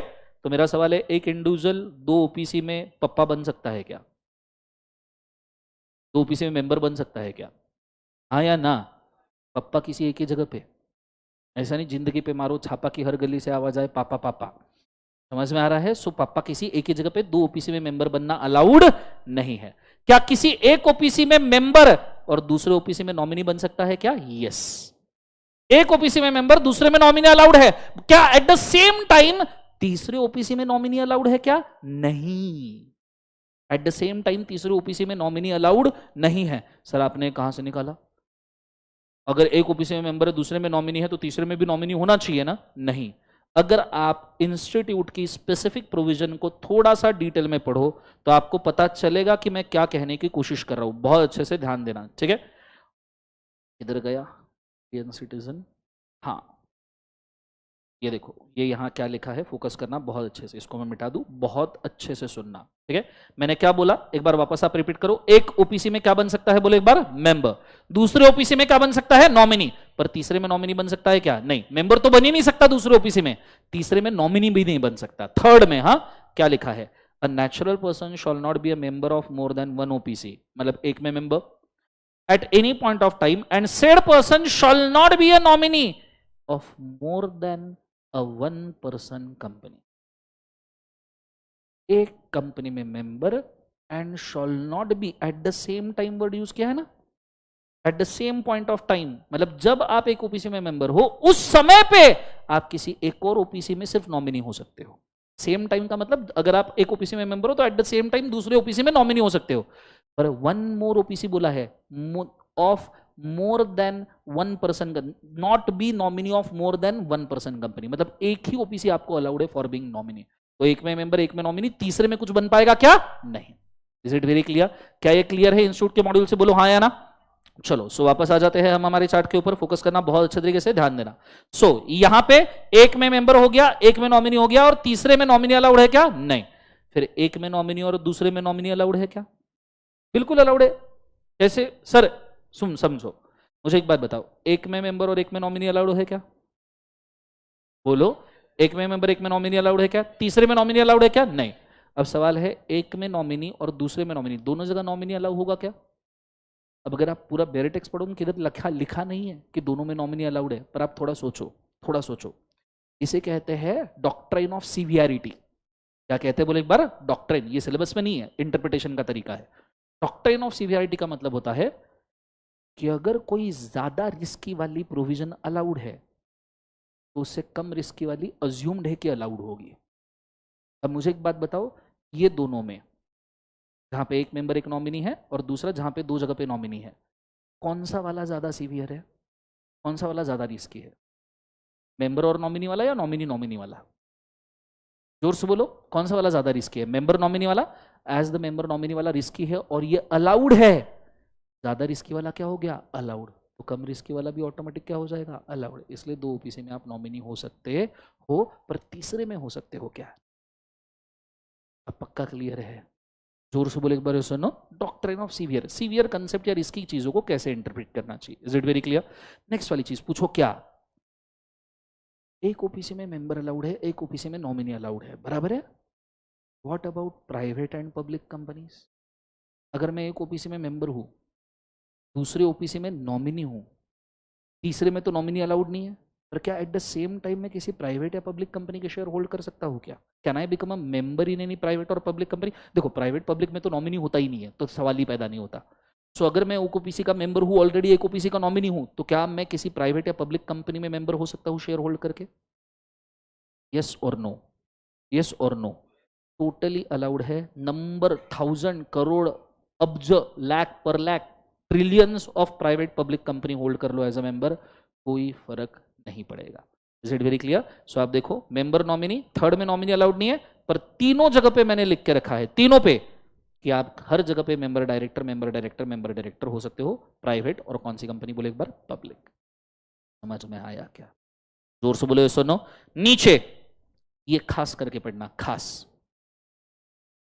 समझो कभी ऐसा हुआ, बहुत गौर से सुनना, टाइमलाइन पे लेना पड़ेगा, ठीक है? टाइमलाइन। समझो कभी ऐसा हुआ कि आप एक ओपीसी में मेंबर हो, केस 1 में आप एक ओपीसी में मेंबर हो और दूसरे ओपीसी में नॉमिनी हो, और दूसरा एक ओपीसी में नॉमिनी हो और दूसरे ओपीसी में भी नॉमिनी हो। ये दो केसेस आए, बोलो हाँ है ना? इस सिचुएशन में अगर फर्स्ट केस में या सेकंड केस में, दोनों में ओरिजिनल मेंबर जो है ओपीसी का, कौन सा मेंबर है? ओरिजिनल मेंबर जो है ओपीसी का, वो मर गया और आपको मेंबर बनना पड़ा, तो देखो दूसरे केस में तो ये हो जाएगा कि एक नॉमिनेशन हटके उसके जगह पे मेंबरशिप आएगा, तो दूसरे वाले का तो इशू ही नहीं है, फिर दूसरा वाला पहले वाले में कन्वर्ट हो जाएगा ना। ओ दूसरा वाला पहले में कन्वर्ट होगा ना? बोलो हाँ है ना? जब दो जगह पे नॉमिनी हो और वहां का एक मेंबर मर गया दोनों में से किसी एक कंपनी का, तो आप मेंबर हो गए। आप मेंबर हो गए मतलब एक में मेंबर दूसरे में नॉमिनी, तो दूसरा वाला काय में कन्वर्ट हो गया? पहले में। व्हाट इफ, तो अगर दूसरा पहले में कन्वर्ट हो गया तो बचा प्रॉब्लम कौन सा? सिर्फ फर्स्ट। नाउ व्हाट इफ पहले केस में जहां पे आप नॉमिनी हो, इस नॉमिनेशन जिस ओपीसी में आप नॉमिनी हो उस ओपीसी का ओरिजिनल मेंबर मर गया, then it will be converted to member and member। पर कहा जाता है मेंबर एंड मेंबर अलाउड नहीं है। हमने ऊपर अभी देखा ना कि भैया दो ओपीसी में आप at the same time member नहीं हो सकते, तो एक जगह पे मेंबर एक जगह पे नॉमिनी होने की वजह से जहां पे आप नॉमिनी थे वहां का ओरिजिनल मेंबर मर गया, तो दोनों जगह पे मेंबर हो गए। तो अब क्या करें? तो बोला है कि जिस दिन से ये घटना घटी, समझो ये घटना घटी 1 जून 2025, वहां से 180 डेज के अंदर, वहां से कितने डेज के अंदर? 180 डेज के अंदर आपने सिलेक्ट कर लेना है। अब 180 डेज लगभग कब खत्म होंगे? 20th of November 2025, 2025, 20th of November के आसपास आपने सिलेक्ट कर लेना है कि दोनों में से which OPC you will be member, और दूसरी ओपीसी को आपने छोड़ देना है। It very clear? सो आपने 20th नवंबर तक के सिलेक्ट करना है any one OPC to become a member. Any one केवल एक बार OPC to be a member. Are you guys understanding? ये 180 डेज का प्रोविजन बहुत इंपॉर्टेंट है, एग्जाम में पूछा सकता है। चलो इसको एक साथ रीड करते हैं, रेडी? सब जन बोलो क्या है? इफ, सब जन जोर से बोलो क्या है? If an individual in one OPC is a member and become a member of the second OPC because the death of the original member of the second OPC, then such a person shall choose any one OPC to become a member within a period of kitna days? 180 days from such a death, and vacate the office of the other OPC as a member. समझ में आया? Exam point of view very important. यहां तक idea clear है? जाते हैं next provision के ऊपर। अगला प्रोविजन पूछो क्या? Let's discuss about nominee. OPC का नॉमिनेशन कैसे देते हैं? ओपीसी का नॉमिनेशन देने के लिए इंस्टीट्यूट के मॉड्यूल में ई फॉर्म मेंशन किया गया है, स्पाइसी 32, दैट इज INC 32, ठीक है, नॉमिनेशन के लिए। और जो नॉमिनी अपॉइंट किया जा रहा है उसका रिटर्न कंसेंट लेने के लिए बोला INC 4 में। पहले रिटर्न कंसेंट के लिए INC 3 लगा करता था, इंस्टीट्यूट ने उसको डिलीट कर दिया, डिपार्टमेंट ने डिलीट कर दिया, अब INC 4 में ही सब होता है। मतलब return consent, change in nomination सब INC 4 है। Is it very clear? जो आपका गूगल ड्राइव का फोल्डर अपलोडेड रहेगा जहां पे सारे के सारे डिटेल्स अपलोडेड रहेंगे, इसके ई फॉर्म्स वगैरह के, वहां पे आपको INC 4 भी मिल जाएगा, डोंट वरी, ठीक है। सो रिटर्न कंसेंट आपको लगेगा। अब as it is a fast track batch मैं इसको दिखा नहीं सकता, ओरिजिनल में नॉर्मली रेगुलर में हम दिखाते हैं, ठीक है। सो INC 4 के अंदर जो रिटर्न कंसेंट है वो आपको लेना पड़ेगा नॉमिनी का। अदरवाइज तुम कल जाके अमिताभ बच्चन जी का नाम लिख दोगे नॉमिनी के केस में तो क्या आ जाएंगे क्या? तो नॉमिनी कंफर्म होने के लिए उसका रिटर्न कंसेंट लगना जरूरी है। कभी अगर ऐसा सिचुएशन होता है कि नॉमिनी को रिजाइन करना है तो जब चाहे वो रिजाइन कर सकता है एट एनी टाइम, इसके ऊपर कोई भी रिस्ट्रिक्शन नहीं है। पर सिर्फ 15 डेज के अंदर अंदर जो मेंबर बचा है, नॉमिनी तो छोड़ के भाग गया ना, बेवफा नॉमिनी निकला, तो जो मेंबर बचा है उस मेंबर ने नया नॉमिनी अपॉइंट करना चाहिए। अगेन ई फॉर्म कौन सा है? INC 4। कभी अगर ऐसा होता है कि मेंबर को खुद को नॉमिनी चेंज करने की इच्छा है, एक मेंबर के 2 बच्चे हैं, एक बच्चे को उसने नॉमिनी बनाया, बच्चा नकारा निकला, नालायक, तो उसको नॉमिनेशन शिफ्ट करना है दूसरे बच्चे पे, तो मेंबर ये कभी भी कर सकता है नॉमिनेशन शिफ्ट। और सेकंड जो नॉमिनी उसका रिटर्न कंसेंट ले लो, INC 4 फाइल कर दो, ठीक है। और चेंज तो कभी भी कर सकते हैं ना, दोनों जिंदा है अभी भी, ये सुनो। नेक्स्ट वाला, any change resignation in the nomination shall be notified to the sole member and OPC separately star mark. Exam में एक सवाल आया था केस स्टडी में कि भैया OPC का जो नॉमिनी है ना उसने रिजाइन किया और नोटिस दिया सोल मेंबर को, और सोल मेंबर को नोटिस देके चला गया, सही है या गलत है? नॉमिनी था, रिजाइन करके चला गया, सोल मेंबर को बोल दिया, जो मेंबर था उसको बोला मैं जा रहा, बाय, मी चाललो, तुम्ही तुमची, बाय। बोलो क्या करना है? सही है गलत है? गलत है, बिकॉज सिर्फ मेंबर को नोटिस देके फायदा नहीं होगा, OPC को भी बोलना जरूरी है। एग्जाम में पूछा गया है, आधे बच्चे लिख के चलता बोले मस्त। Is it very clear? आपको OPC को भी नोटिस देना जरूरी। भली OPC और मेंबर भली एक ही हो सकता है दोनों का एड्रेस भी सेम हो, डजेंट मैटर, नोटिस दोनों को जाएगा सेपरेटली। नीचे, any change in the nomination और the member of the OPC shall be filed with the ROC। कोई भी चेंज हो नॉमिनेशन या मेंबर का, ROC को 30 डेज के अंदर आपने फाइल करना चाहिए। Is it very clear guys? और ये आप कौन से फॉर्म में फाइल करोगे? स्पाइसी 32। और अगर नॉमिनी का कंसेंट है तो INC 4। Is it very clear? अच्छा, अब मैं जब INCs बोलता हूँ, स्पाइसीज बोलता हूँ, बहुत सारे बच्चों को ऐसा लगता है जबरदस्ती टीचर पेल रहा है, लेना देना कुछ नहीं है, ऐसा एक्सेट्रा फलना ढकना।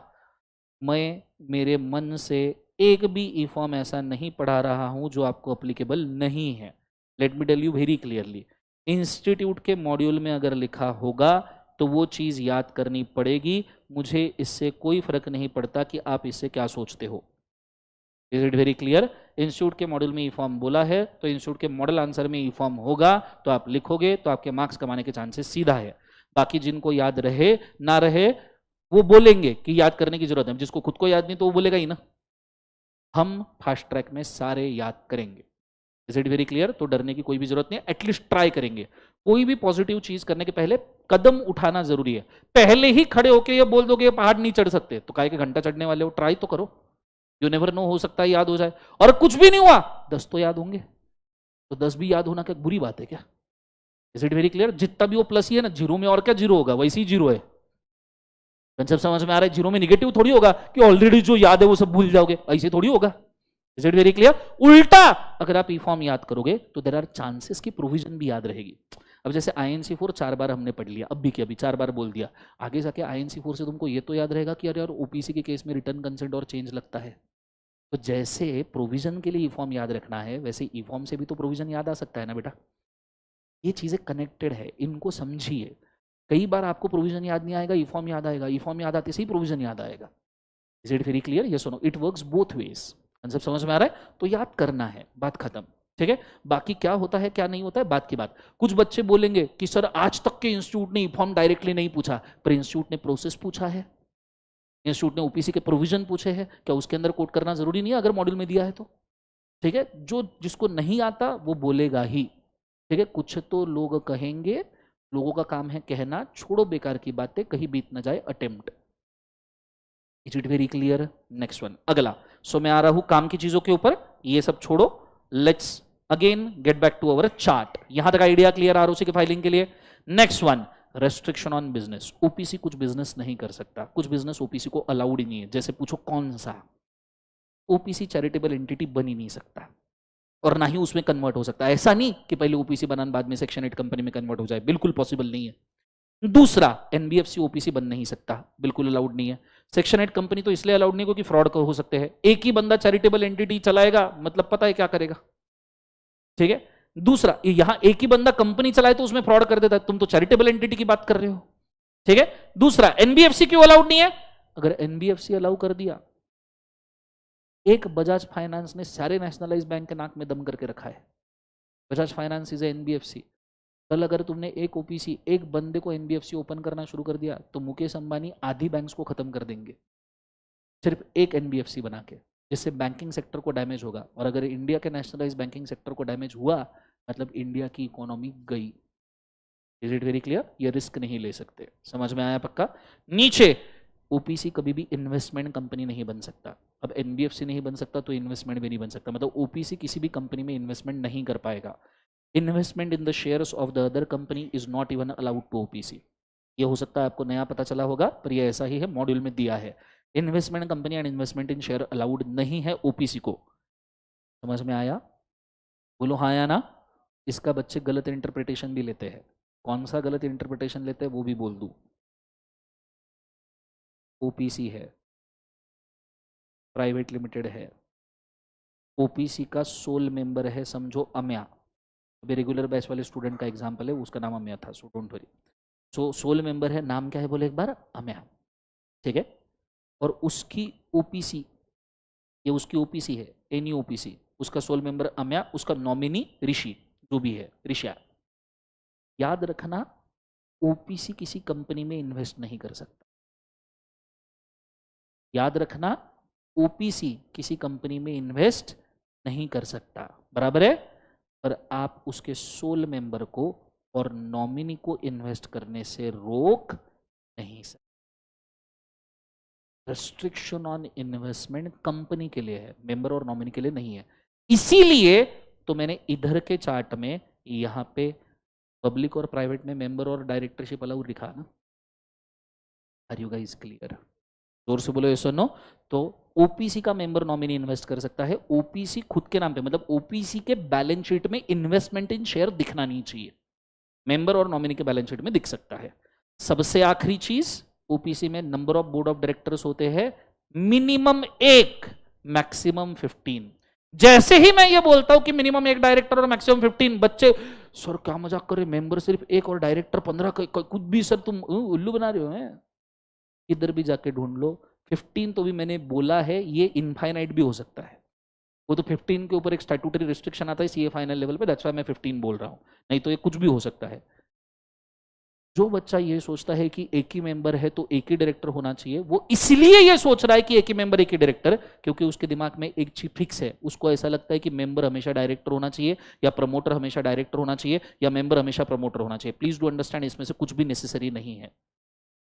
कंपनी में आप डायरेक्टर बन सकते हो बिना किसी शेयर होल्डिंग के भी। उल्टा तो आजकल इंडिपेंडेंट डायरेक्टर का कंसेप्ट प्रमोट किया जाता है कि आप कंपनी में शेयर ही मत होल्ड करो। आप अगर कंपनी में शेयर होल्ड नहीं करोगे तो आप रादर पार्शियल नहीं रहोगे ना, आप इंडिपेंडेंट रहोगे। उल्टा इसको प्रमोट किया जाता है। तो अगर किसी ओपीसी में एक मेंबर है, उसका टर्नओवर हो गया बम लंबा चौड़ा 2000 करोड़ का, अब 2000 करोड़ के टर्नओवर के लिए, और कोई रिस्ट्रिक्शन नहीं है, पहले था टर्नओवर वगैरह के ऊपर। अभी तो कोई रेस्ट्रिक्शन नहीं ओपीसी के, ना पेड अप कैपिटल पे ना टर्नओवर पे। पहले था 50 लाख 2 करोड़, अब नहीं है। अब सिंगल ओपीसी का टर्नओवर कितना भी हो सकता है। तो समझो कोई ओपीसी है, टर्नओवर हो गया 2000 करोड़, तो क्या एक डायरेक्टर संभालेगा? कह रहे क्या मजाक कर रहे तुम, मजाक है क्या? तो ऑब्वियस सी बात है नंबर ऑफ डायरेक्टर्स की जरूरत पड़ेगी। तो ओपीसी में 1 से 15 अलाउड है, वैसे तो इनफाइनाइट हो सकता है, इसमें कोई रेस्ट्रिक्शन नहीं है। Is it very clear? Infinite या allowed by AOA. Is it very clear? ये सारे के सारे प्रोविजन किसके है? 1 person company. Is it very clear? ये ऐसा समझ में आना चाहिए। रही बात सर ये चार्ट थोड़ी जीवन में एग्जाम में लिख पाएंगे, फॉर्मूला तो दो इसका, तो ये रहा फॉर्मूला। एक एक पॉइंट पढ़ता हूँ, शांति से धड़ाधड़ समझना, और इसको हो सके तो रट डालना अगर कंसेप्चुअली समझाए तो। कंसेप्चुअली समझ के चीजों को रटने को रटना नहीं कहते, लर्निंग कहते। क्या कहते हैं? लर्निंग। Let's go. सो देखना, OPC means a company which has only 1 person as a member. ये है 2 सबसेक्शन 62 आपका। लो ठीक है, हो गया 262 खत्म, अब बचा हुआ सब 3 है।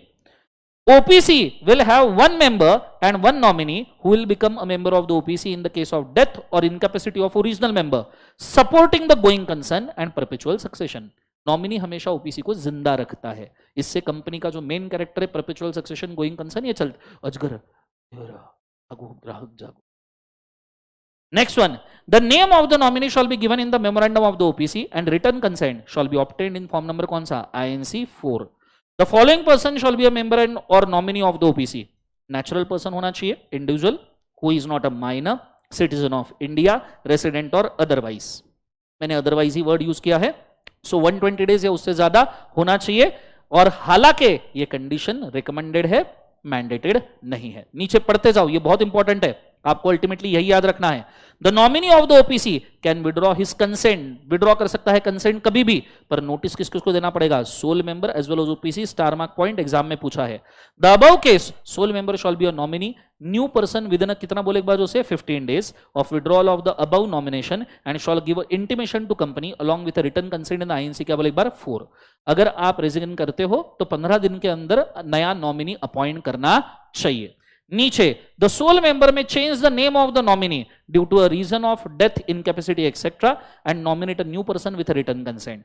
The intimation of the change of nomination in above shall be given to, किसको बोले एक बार? कंपनी। कोई भी चेंज अगर मेंबर भी करता है तो भी कंपनी को बताना है। सारे केसेस में नॉमिनी का चेंज कंपनी को पता चलना जरूरी है। Simple logic.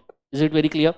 नीचे, in the case of sole member cease to be a member of the OPC, nominee becomes a new member, nominee नया मेंबर बनेगा, then such a member shall give new nomination within a period of कितना days बोले एक बार? 14 days। नीचे, if all of the above cases, सारे के सारे केसेस या नीचे दिए गए सारे केसेस जो एनालिसिस में है, अगर ओपीसी का नॉमिनेशन चेंज होता है तो आरओसी को आपने कितने दिन में फाइल करना चाहिए? 30 days with the consent of nominee in form number INC 4। कुछ स्पेशल पॉइंट जिसके ऊपर इंस्टीट्यूट ने नजर रखने के लिए कहा है और जो आपको आ सकते हैं एग्जाम में, जैसे नॉमिनेशन आप दोगे INC 32 के अंदर, ई फॉर्म का चेंज कंसेंट है INC 4, INC 3 पहले था, अभी नहीं रहा। OPC cannot incorporate as convert into Section 8 company. OPC cannot be NBFC or investment activity or investment in security. Individual neither shall be a member of more than one OPC, but he can be a nominee of more than one OPC at the same time. Rule 3 ये already हमने module का sentence copy किया है। But if the individual is a member of OPC and nominee in the other and becomes a member of the second OPC due to the original members का death वगैरह, तो आपको 180 days के अंदर membership select करना पड़ेगा। Change in the nomination, कोई भी नॉमिनी चेंज हुआ, नॉमिनेशन क्लॉज मेमोरेंडम का क्लॉज है, तो मेमोरेंडम अगर आपका नॉमिनी चेंज हुआ तो मेमोरेंडम के क्लॉज का अल्टरेशन कंसीडर नहीं किया जाएगा इसको। ठीक है, नॉमिनी चेंज हो रहा है, सिर्फ नाम चेंज हो रहा है, क्लॉज तो वैसा का वैसा है। Is it very clear? नीचे, intimation of change of nominee is a prior intimation. Change of nominee का इंटीमेशन कैसा है? प्रायर। आरओसी को आपने पहले फाइल करना चाहिए। Is it very sorry, company को आपने पहले नोटिस देना चाहिए नॉमिनेशन चेंज होने के। नीचे, ओपीसी के लिए कुछ रिलैक्सेशंस दिए हैं ICAI ने। ठीक है, ये मॉड्यूल के रिलैक्सेशन है, पर ये आपको तब तक नहीं समझेंगे जब तक आपका पूरा सिलेबस ना हो। However as this is a fast track batch, हो सकता है आपने लॉ पूरा पढ़ा हो तो आपको समझ में भी आए, इसलिए कृपया खुद के मन में इसको एक बार रीड करें और लाइव स्ट्रीम और सब लोग बताए क्या आपको ओपीसी समझ में आया या नहीं आया, कैसा लगा। गो फॉर इट फास्ट।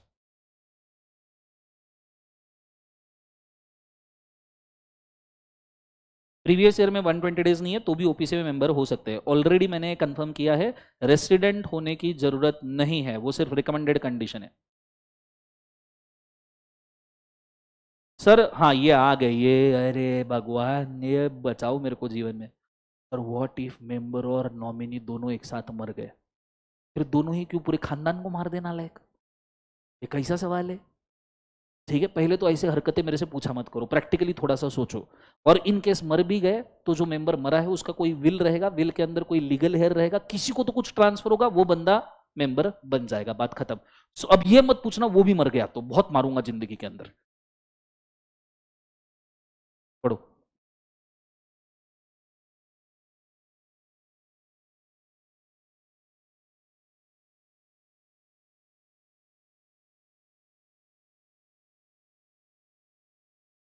बेटा रिपीट करना मैंने पहले ही बोला था, निशान पॉसिबल नहीं है, as it is a fast track batch, YouTube का लेक्चर रिपीट करके देखना। INC 432 दोनों फाइल करना होगा, consent as well as new nomination के लिए। एक ओपीसी में थ्रेशोल्ड लिमिट अभी ऋषभ नहीं है, पहले हुआ करती थी, अभी कैंसिल हो चुकी है, उसकी वजह से INC 5 भी डिलीट हो चुका है।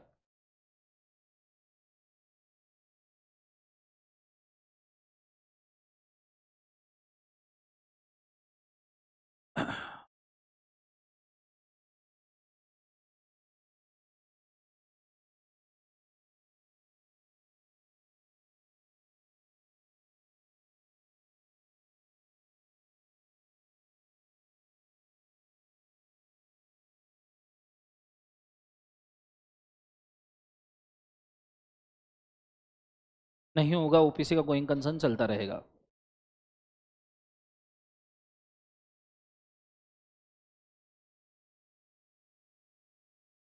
अब रीच एनुअल रिटर्न सेक्शन 92 में क्लियर होगा नारायण दास। और अभी ये जो प्रोविजन आप पढ़ रहे हो ना, इसमें से कोई भी आपको समझ में नहीं आएगा क्योंकि ये आगे वाले सिलेबस में है, एक्सेप्ट फॉर 149 के ऊपर के जो सेक्शंस हैं वो आपके सिलेबस में नहीं है, तो वो हम क्लैरिफाई नहीं कर पाएंगे। जो 149 तक के सारे सेक्शन है सब क्लियर हो जाएंगे, टेंशन मत लो। अब रीच एनुअल रिटर्न वगैरह 7A वगैरह इसके फॉर्म्स वगैरह भी देखेंगे, टेंशन मत लो, लेट्स गो। चलो यहां तक आइडिया क्लियर है बच्चों। यहां पे आपका ओपीसी का डेफिनेशन होता है खत्म। नेक्स्ट डेफिनेशन के ऊपर जा रहा हूं, वो है कौन सा कंपनी बोले एक बार, प्राइवेट। प्राइवेट कंपनी शुरू करने के पहले एक बार डेफिनेशन पूरा मन में पड़े, गो फॉर इट फास्ट।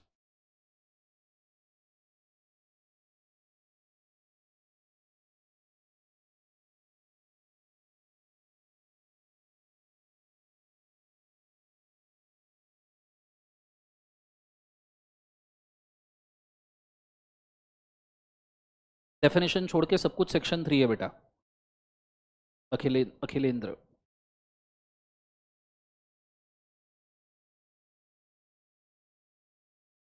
May 24 का मॉड्यूल डिलीट हो चुका है, May 25 का आ चुका है। फॉर्मूला बुक में हमने इसलिए INC 4 दिया, INC 4 ही फॉलो की है प्राची। जो चीज़ें मैं क्लियर कर रहा हूँ ना उसके ऊपर वापस रिपीट सवाल ना पूछिए प्लीज। ऑलरेडी मैंने वहां लिखा था डिलीटेड INC 3।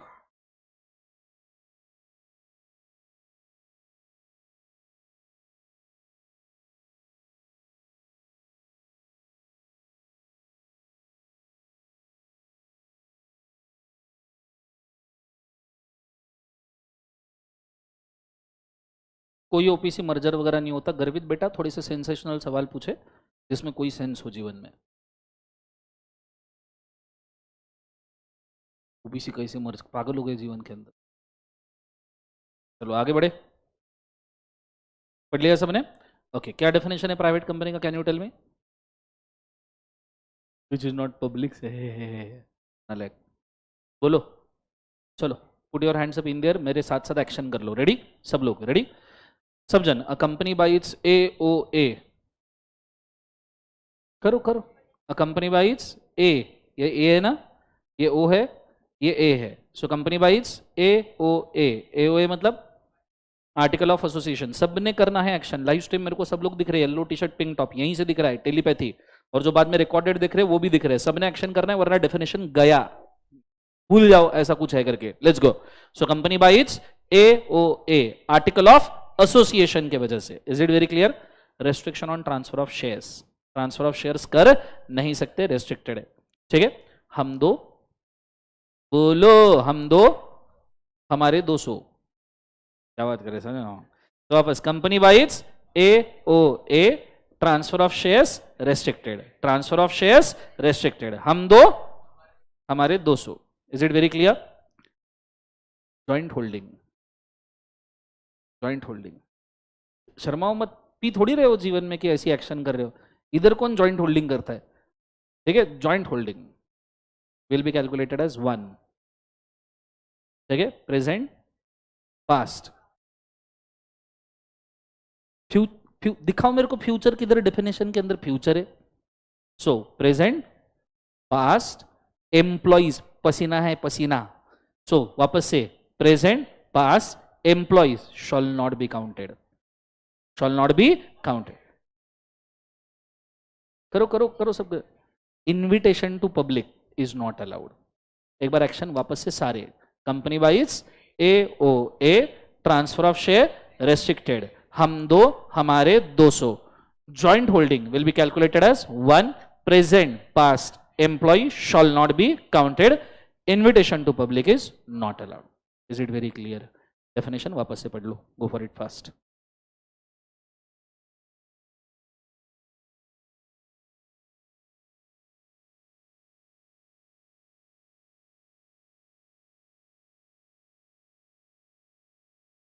ओबीसी क्लोज करना है, लिक्विडेशन प्रोसेस फॉलो करना पड़ेगा बेटा.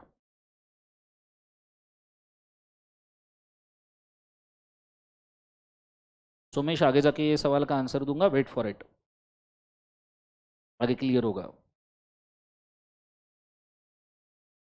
क्वेरी पूछना बंद करो, कंटेंट के ऊपर फोकस करो.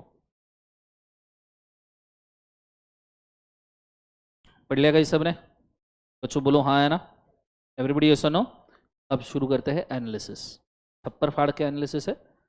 बहुत सारी चीजें क्लियर होगी, पता चलेगी, समझ में भी आएगी. बोर्ड के ऊपर सिर्फ ध्यान देना. प्राइवेट कंपनी का डेफिनेशन, ठीक है, बहुत अच्छे से ध्यान देना. सबसे पहली बात, private company is defined under section, बोलिए सब लोग, सेक्शन क्या है? 2 subsection 68. Private company capital prescribed, जो अभी तक के प्रिस्क्राइब नहीं किया है तो टेंशन नहीं है, 1 रुपए से भी बना सकते हो. विच बाइट्स AOA, ये जो विच बाइट्स AOA सेंटेंस है ना, ये स्टार मार्क है. बहुत अंडर एस्टिमेटेड सेंटेंस माना जाता है. आपको अगर मैं बोलूं इस सेंटेंस की अहमियत, तो कुछ इस प्रकार है. अगर आप प्राइवेट कंपनी की डेफिनेशन देखो तो आपको समझ में आएगा, a company bytes article word के बाद आता है पॉइंट 1, पॉइंट 2 एंड पॉइंट 3. मतलब आर्टिकल में ये 3 पॉइंट अगर लिखे होंगे तो वो प्राइवेट कंपनी है. बोलो सब लोग, आप लोग बोलो, और लाइव स्ट्रीम वाले सारे ये सेंटेंस को कमेंट करो. आर्टिकल में ये 3 पॉइंट लिखे होंगे तो वो प्राइवेट कंपनी है. इसका उल्टा मतलब बोलो, अगर आर्टिकल में ये 3 पॉइंट नहीं लिखे होंगे तो वो पब्लिक कंपनी है. Are you guys understanding? Conceptually clear है? इसका सिंपल मतलब क्या है? इसका सिंपल मतलब है प्राइवेट और पब्लिक कंपनी में जो थिन लाइन का डिफरेंस है, ये is a very thin line. ये जो डिफरेंस है, ये डिफरेंस आर्टिकल ऑफ एसोसिएशन के वजह से.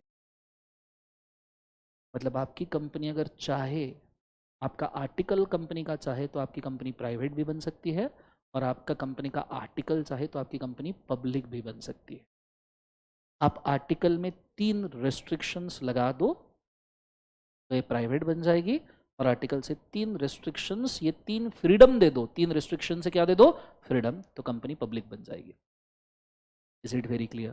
और ये हम प्रूव करेंगे पब्लिक कंपनी के डेफिनेशन में भी, क्योंकि ये आर्टिकल का खेल है. तो जो हम बहुत हवा समझते हैं ना कि प्राइवेट पब्लिक बहुत अलग है, नहीं, आर्टिकल में लिखे हुए 3 कंडीशन से सब अलग हो जाता है. Is it very clear? Now 2 sentence हुए, capital prescribed by its articles. Is it very clear? सबसे पहले आर्टिकल का पहला condition, restrict the transfer of the shares. Prohibited word use नहीं किया है, वर्ड यूज किया है रेस्ट्रिक्टेड. प्रोहिबिटेड मतलब कर ही नहीं सकते, रेस्ट्रिक्टेड मतलब कर सकते हो, थोड़ा थोड़ा, ऊपर ऊपर, थोड़ा थोड़ा। Is it very clear? Yes और नो? सो प्रोहिबिटेड वर्ड यूज किया है क्या? नहीं। कौन सा वर्ड यूज किया है? रेस्ट्रिक्टेड। कर सकते हो थोड़ा थोड़ा। सर अगर कर सकते हो थोड़ा थोड़ा तो क्या कर सकते हैं बताओ जरा? वो थोड़ा थोड़ा क्या है बताओ? तो सुनना, थोड़ा थोड़ा ये है, member to member transfer allowed है। क्या दिक्कत हो सकता है ना? अनलेस एंड अनटिल दो ही मेंबर ना हो। ऑब्वियसली दो से ज्यादा मेंबर हो तो अलाउड है, नहीं तो दो मेंबर में एक ने दूसरे को कर दिया तो ओपीसी बन गई ना भाई। तो अनलेस एंड अनटिल दो या दो से ज्यादा मेंबर हो। दूसरा, मेंबर ने खुद के रिलेटिव को देना अलाउड है, खुद के फ्रेंड्स को देना अलाउड है, कनेक्शंस को देना अलाउड है, एक्वेंटेंस को देना अलाउड है। ये एक्वेंटेंस का स्पेलिंग है क्योंकि मुझे नहीं आता। Is it very clear? So member ने रिलेटिव, फ्रेंड्स, कनेक्शन, एक्वेंटेंस को देना। सर ये रिलेटिव, फ्रेंड, एक्वेंटेंस कहां से लाया आपने? प्रोस्पेक्टस चैप्टर के अंदर, थर्ड चैप्टर में आप जब पब्लिक का डेफिनेशन समझोगे तो उसमें बोला है कि मेंबर के relatives, friends, connection and acquaintance ये पब्लिक नहीं होता। SEBI versus Kunnamkulam paper mills limited वाला केस है, उसके अंदर हम देखेंगे कि ये चार लोग बिल्कुल भी पब्लिक माने नहीं जाते, ना ही मेंबर्स के ना ही प्रमोटर के, वहां ये कंफर्म करेंगे। Is it very clear? So members से ये चार लोगों को देना अलाउड है। और फिर प्राइवेट प्लेसमेंट करना अलाउड है। Private placement section number 42, prospectus chapter में ही section number 42। Sir what is private placement? Shark tank. Shark tank में आप जो कंपनीज देखते हो वो क्या पब्लिक कंपनीज है क्या? अभी 70,000 पब्लिक कंपनीज है, 70,000 है सिर्फ। शार्क टैंक में जो भी आती है वो हर कंपनी प्राइवेट कंपनी या तो फिर एलएलपी है। और वो बैठे बैठे उधर वो चार लोग जो बैठे रहते सबको ऑफर देते, हमारे शेयर ले लो, हमारे शेयर ले लो। क्या मजाक चल रहा है क्या जीवन में? तो अगर तुम शार्क टैंक में ऑफर दे सकते हो तो प्राइवेट प्लेसमेंट है। वो प्राइवेटली ऑफर दिया है ना, ऐसा है कि पूरी दुनिया को ऑफर दिया नहीं, शार्क टैंक के इन्वेस्टर को ऑफर दिया। अरे भाई कंपनी चल रही है, पैसा लगता है, फंड रेजिंग लगता है, फंड रेजिंग करना है, शेयर देना पड़ेगा, सामने वाले का भीख में थोड़ी देने वाला है। तो ऑब्वियस सी बात है प्राइवेट प्लेसमेंट में भी आप ये कर सकते हो। ये तीन चीजों में ही प्राइवेट कंपनी खुद के शेयर इशू कर सकती है, शेयर ट्रांसफर हो सकते हैं। दैट्स व्हाई वर्ड यूज किया गया है रेस्ट्रिक्टेड। It very clear? और इसलिए प्रोहिबिटेड, बिकॉज प्रोहिबिटेड बोलते तो मेंबर भी मेंबर खुद के रिलेटिव, मतलब बाप अपने बच्चे को भी शेयर ट्रांसफर नहीं कर सकता था। दैट्स व्हाई वर्ड क्या यूज किया गया है? Restricted. Sir what do mean by relative here? कल हमने रिलेटिव की डेफिनेशन आर में देखी थी, 2 subsection 77 R, P Q R, public private R 277। याद करना है रिलेटिव, बहुत सिंपल। बोलो मेरे पीछे, रिलेटिव रहते हैं साथ साथ। और जोर से बोलो, रिलेटिव रहते हैं साथ साथ, साथ साथ 77। Is it very clear guys? जोर से बोलो सुनो, पहले 2 लगाना मत भूलना। Is it very clear? नहीं तो डायरेक्ट सेक्शन 77 है। रिलेटिव रहते हैं 2 सबसेक्शन 77। अब रिलेटिव में कौन कौन आता है? बंदा, बंदे के 2 स्टेप ऊपर, बंदे के 2 स्टेप नीचे, एक आजू एक बाजू। रिलेटिव में कौन कौन आएगा? मदर आती है, फादर आते हैं, ब्रदर आते हैं, सिस्टर आते हैं, सन आता है, डॉटर आता है, सन की वाइफ, डॉटर का हस्बैंड, और खुद की स्पाउस। ये 9 लोग है रिलेटिव। ये 9 लोग क्या है बोले एक बार? रिलेटिव। इसमें से जिनके साथ ब्लड रिलेशन है वो 7 लोग है क्लोज रिलेटिव। क्लोज रिलेटिव की जरूरत फेमा में पड़ेगी। फेमा में क्लोज रिलेटिव जो आपके ऊपर डिपेंड है, वो बाहर एजुकेशन के लिए गया, क्लोज रिलेटिव आपका बाहर एजुकेशन के लिए गया, तो आप कितना रेमिटेंस दे सकते हो ये लिखा हुआ है। तो क्लोज रिलेटिव कौन है? ये। इसमें से 7 में से क्लोज रिलेटिव कौन? जिसके साथ ब्लड रिलेशन है। मुझे बताओ, सन की वाइफ के साथ ब्लड रिलेशन होता है? डॉटर के हस्बैंड के साथ ब्लड रिलेशन होता है? नहीं। तो ये दोनों गए, बोलो हाँ है ना। खुद के वाइफ के साथ ब्लड रिलेशन होता है? होता है, वाइफ खून पीती है। तो याद रखने का तरीका, ठीक है, क्योंकि वाइफ के साथ ब्लड रिलेशन प्रूव नहीं होता ना, याद रखने का तरीका। तो टोटल क्लोज रिलेटिव कितने हो गए? 7। और नॉर्मल रिलेटिव कंपनीज एक्ट के लिए 9। क्लोज रिलेटिव कहां यूज होंगे? फेमा। और नॉर्मल रिलेटिव्स कहां पे यूज होंगे? Companies act. Is it very clear guys? बोलो हाँ या ना। ये चीज को आपको याद रखना है। यहां तक आइडिया क्लियर है? ये हो गया restriction on transfer of shares. समझ में आया क्या? पक्का क्लियर है? दूसरा parameter, limit the number of members to कितना बोले एक बार? 200। मैक्सिमम 200 मेंबर हो सकते हैं। उसमें 2 पार्ट है। Joint holding will be counted as 1। अब इसमें मेरे को एक बहुत जोर से सवाल आया है, पूछो क्या? 10 मेंबर 50 शेयर जॉइंटली होल्ड कर रहे हैं, 10 मेंबर, बोलो बोलो, 10 मेंबर 50 शेयर जॉइंटली होल्ड कर रहे हैं, तो एक कितना होल्ड कर रहा है? तो एक कितना होल्ड कर रहा है? अगर आप बोलोगे 5 तो आपको जॉइंट होल्डिंग पता ही नहीं है। इफ यू से 5 तो आपको जॉइंट होल्डिंग पता नहीं है। आप 10 भी बोलोगे तो भी नहीं पता, आप 49 बोलोगे तो भी नहीं पता। 10 शेयर होल्डर्स 50 शेयर साथ में जॉइंटली होल्ड कर रहे हैं, तो एक बंदा भी 50 ही होल्ड कर रहा है। ये मतलब होता है जॉइंट होल्डिंग का। जिसको समझ में आए उसको जॉइंट होल्डिंग समझ में आए, अदरवाइज तुमको जॉइंट होल्डिंग मालूम ही नहीं है। जॉइंट होल्डिंग का मतलब डिवीजन नहीं होता। फिर 10 मेंबर जॉइंटली 50 शेयर होल्ड करके क्या फायदा, अगर हर एक का 5-5 निकालना है तो? फिर तो सेपरेट शेयर होल्डिंग हुआ ना, फिर जॉइंट क्या है उसमें? Are you guys clear? जब हर एक मेंबर का 50 के 50 शेयर के ऊपर इक्वल राइट है, हम उसको जॉइंट होल्डिंग बोलते हैं। वो बात अलग है कि लिक्विडेशन के वक्त डिवीजन करेंगे, दैट इज डिफरेंट। बट अभी एक्सरसाइज करते वक्त हर एक मेंबर का 50 शेयर के ऊपर पूरा राइट है। आप बिना उन मेंबर्स के अप्रूवल के पूरे 50 शेयर्स बेच नहीं सकते, एक भी नहीं बेच सकते। आप ये बोलो कि मैं एक मेंबर हूं, मैं मेरे 5 बेच देता हूं, नहीं कर सकते। आपको बचे हुए 9 शेयर होल्डर्स का पूरा अप्रूवल लगेगा। Is it very clear? This is called joint holding. समझ में आ रहा है? So what is joint holding? One member 50 shares पूरे के पूरे होल्ड करता है, और एक मेंबर सारे मेंबर के अप्रूवल के साथ ही शेयर्स बेच सकता है। दूसरा वाला, present and past employee shall not be counted. Present past employee shall not be counted, बराबर है? अब जब हम बोलते हैं प्रेजेंट और past employee shall not be counted, पहली बात, प्रेजेंट एंड पास्ट एम्प्लॉय जो शेयर होल्डर है वो 200 में काउंट नहीं होते। अभी फालतू नॉर्मल एम्प्लॉय कोई शेयर होल्ड नहीं किया उसकी बात नहीं कर रहे हैं, हम बात कर रहे हैं अभी जो शेयर होल्डर है और एम्प्लॉय है वो काउंट नहीं करना है। ठीक है? तो इसका मतलब नीचे थोड़ा समझते हैं, थोड़ा सा टाइमलाइन के ऊपर फोकस करना, इससे आपको बहुत अच्छी क्लैरिटी आएगी। बहुत अच्छे से फोकस करना, ठीक है? केस 1 में आप कंपनी के एम्प्लॉय हो, ड्यूरिंग एम्प्लॉयमेंट आपको कंपनी ने शेयर अलॉट किए, तो आप शेयर होल्डर 200 में काउंट नहीं होंगे। फॉर एग्जाम्पल कंपनी के 150 मेंबर्स है, 150 मेंबर्स में 7 एम्प्लॉइज है, 7 एम्प्लॉइज शेयर होल्डर्स है, अभी एम्प्लॉयमेंट में शेयर मिले हैं, तो हम टोटल उनको 150 नहीं बोलेंगे, हम 143 बोलेंगे। Is it very clear? दूसरा, अगर आप कंपनी के एम्प्लॉय हो, ई मतलब employee, during employment share hold कर रहे हो और बाद में आपने रिजाइन कर दिया, फिर भी आप शेयर होल्डिंग में काउंट नहीं होंगे, क्योंकि पास्ट एम्प्लॉय को भी मना करके रखा है ना। अब खास प्रोविजन जो आपको नहीं पता हो सकती प्रोबेबली, आपने पहले शेयर होल्ड किए थे, तब आप एम्प्लॉय वगैरह कुछ भी नहीं थे, आप एम्प्लॉय बने बाद में, और उस वक्त आपका शेयर होल्डिंग कंटिन्यूड है, क्या आप शेयर होल्डर करके काउंट कर सकते हो? यस। ड्यूरिंग एम्प्लॉयमेंट मिले हुए शेयर्स के लिए काउंटिंग नहीं है, क्योंकि ड्यूरिंग एम्प्लॉयमेंट आपको स्वेट इक्विटी शेयर मिल सकता है विदाउट कंसिडरेशन। बोलो हाँ है ना, विदाउट कैश, डिस्काउंटेड प्राइस पे। अब ये रिस्ट्रिक्शन क्यों है, थोड़ा सोचिए। कंपनी के जनरल मीटिंग में सारे मेंबर्स बैठे हैं, उन्होंने पूरा पैसा लगाया है कंपनी में 10 करोड़, बाजू में आके बैठे 5 एम्प्लॉय, लगाए हैं 10 रुपए, और दोनों को वोटिंग पावर सेम। मेंबर का दिमाग खराब होगा या नहीं होगा?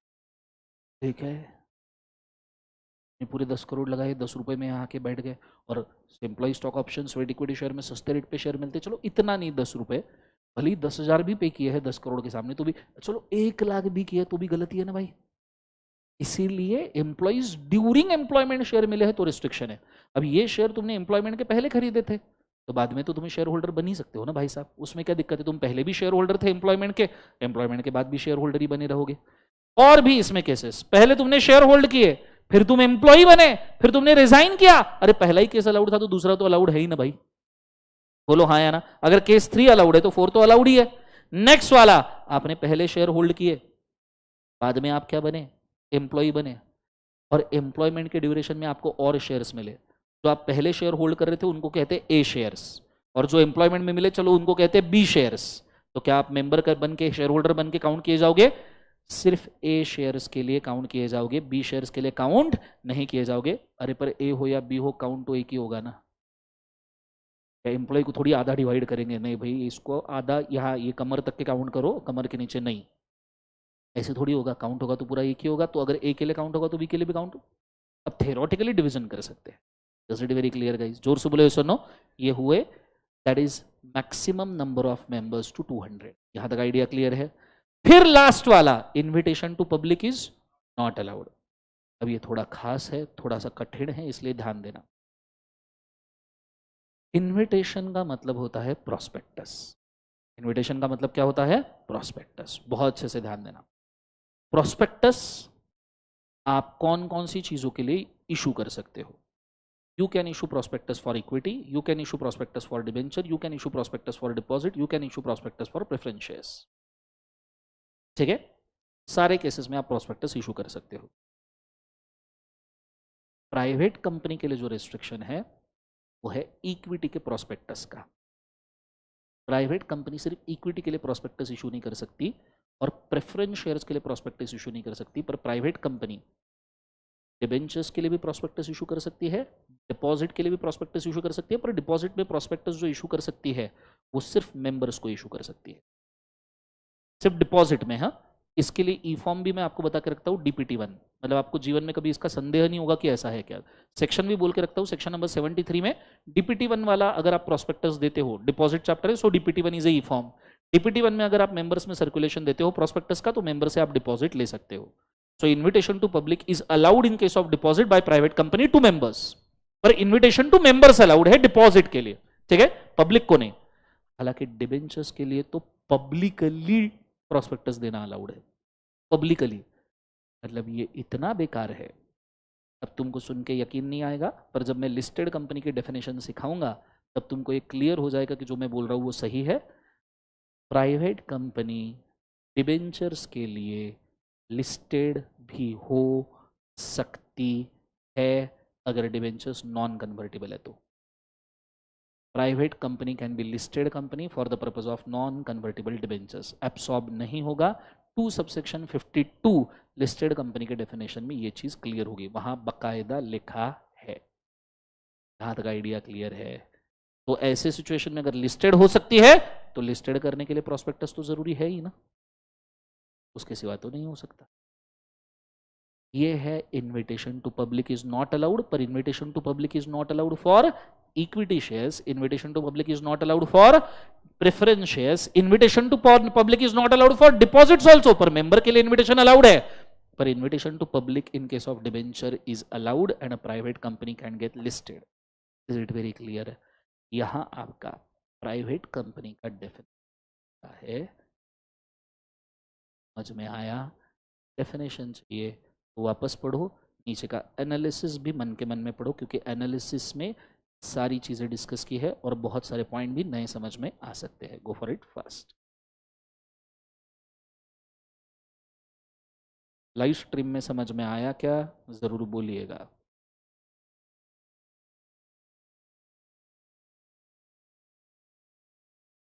शार्क टैंक का एग्जाम्पल ही प्राइवेट प्लेसमेंट का है सोमेश, पहले अगली चीज़ें सुनते जाओ, बाद में क्वेरी प्लेस करो।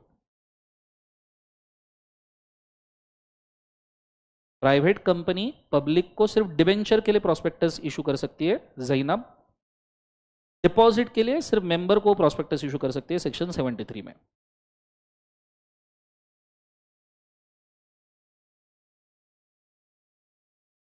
ये सारे पॉइंट, ये जितना तुमने ज्ञान पढ़ा है, बस ये सारे पॉइंट रट लो, बात खत्म। वो बुक ही रट लो, तुम्हारा गेम ही ओवर हो जाएगा पूरा।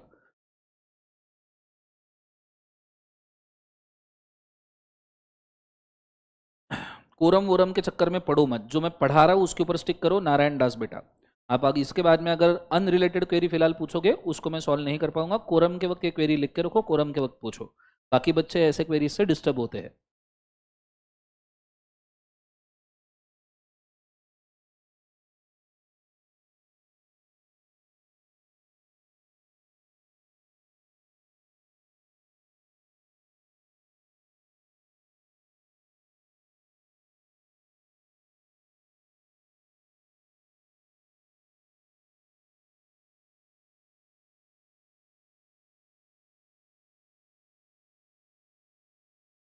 अच्छा, लिस्टिंग रिकॉग्नाइज स्टॉक एक्सचेंज के ऊपर होता है। कितना रिकॉग्नाइज स्टॉक एक्सचेंज है? 8। अभी तो आई गेस प्रोबेबली 6 ही बचे होंगे। मतलब जब ये नोट्स बनाए थे तब ते 8 थे, अभी और 2 ही रिकॉग्नाइज हो गए हैं।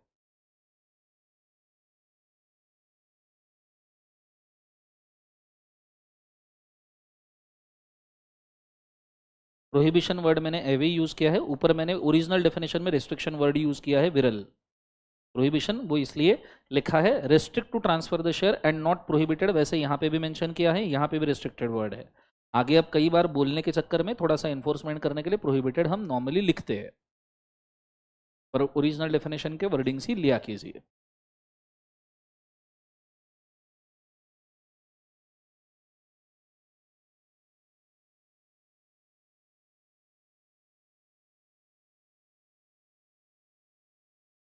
सब प्राइवेट प्लेसमेंट में आता है नूर बेटा, एंजल इन्वेस्टर, वेंचर कैपिटल, सारे के सारे प्राइवेट प्लेसमेंट, एआईएफ, रिट्स, सारे के सारे प्राइवेट प्लेसमेंट है। चलो पढ़ना हो गया सबका, समझ में आया पक्का? जोर से बोले सर नो। चलो ये होने के बाद में मैं अगले डेफिनेशन के ऊपर जा रहा हूं। अगला डेफिनेशन है पब्लिक कंपनी का। सिंपल, क्या है पब्लिक कंपनी बोलो? Public company means a company which is not a private. खत्म ना? क्या मतलब है ये सेंटेंस का? ड्राफ्टमैन ने नशा करके लिखा है या सोच समझ के लिखा है? अभी तुमने प्राइवेट इतना डिटेल में पढ़ा तो अभी लगा होगा कि अरे बाप रे, कुछ तो सोचा। तो बोलो, सोच समझ के लिखा है, नशा करके लिखा है? जब हम ये कहते हैं ना कि public company means a company which is not a private, इसका मतलब होता है ये वाला, public company which is not a private company, मतलब जो प्राइवेट कंपनी के आर्टिकल के 3 पॉइंट है वो पब्लिक के आर्टिकल ऑफ एसोसिएशन में नहीं दिखेंगे, थिन लाइन ऑफ डिफरेंस। जैसे restriction on transfer of share public company को नॉन अप्लीकेबल है, जो प्राइवेट में 0.1 था। मैक्सिमम नंबर 200 पब्लिक को नॉट अप्लीकेबल है, जो प्राइवेट में 0.2 था। Invitation to public not allowed, now it is allowed, जो उधर पॉइंट नंबर 3 था।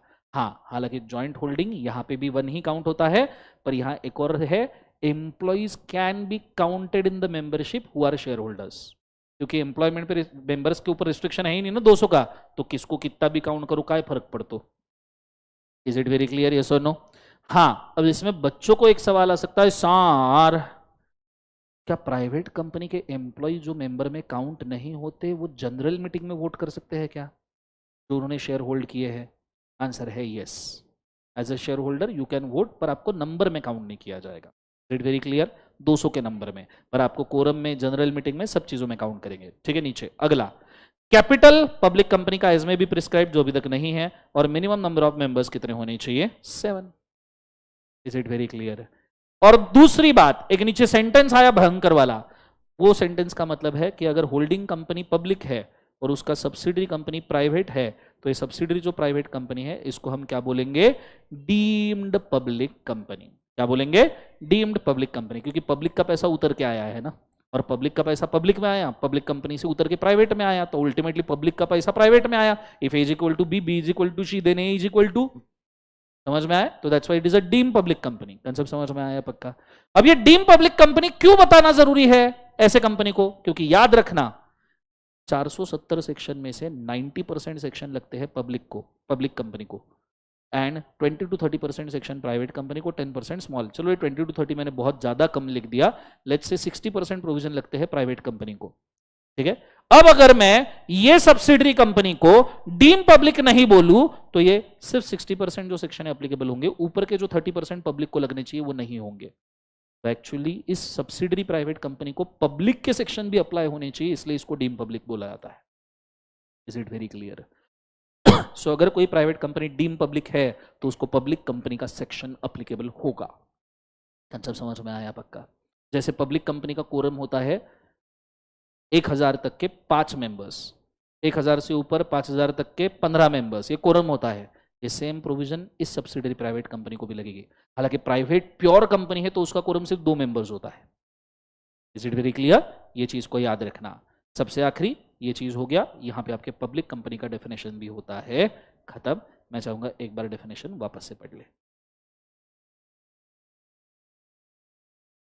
गो फॉर इट फास्ट। रजिस्टर में समझ में आया? जरूर बोलिएगा। सर बिफोर एम्प्लॉयमेंट और आफ्टर एम्प्लॉयमेंट शेयर परचेस किया तो मेंबर काउंट होगा? यस बेटा, वही मैंने सबसे पहले यहाँ पे क्लियर किया है। चिंतन Prajapati.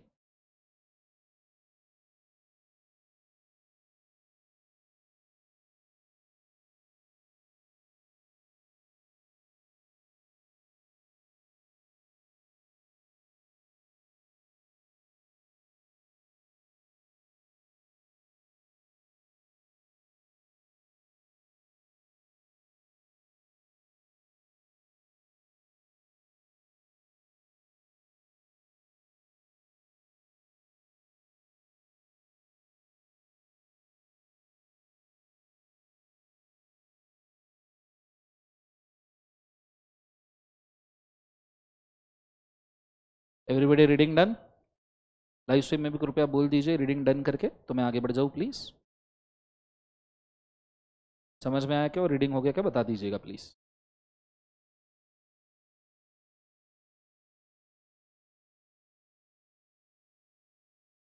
Is it very clear?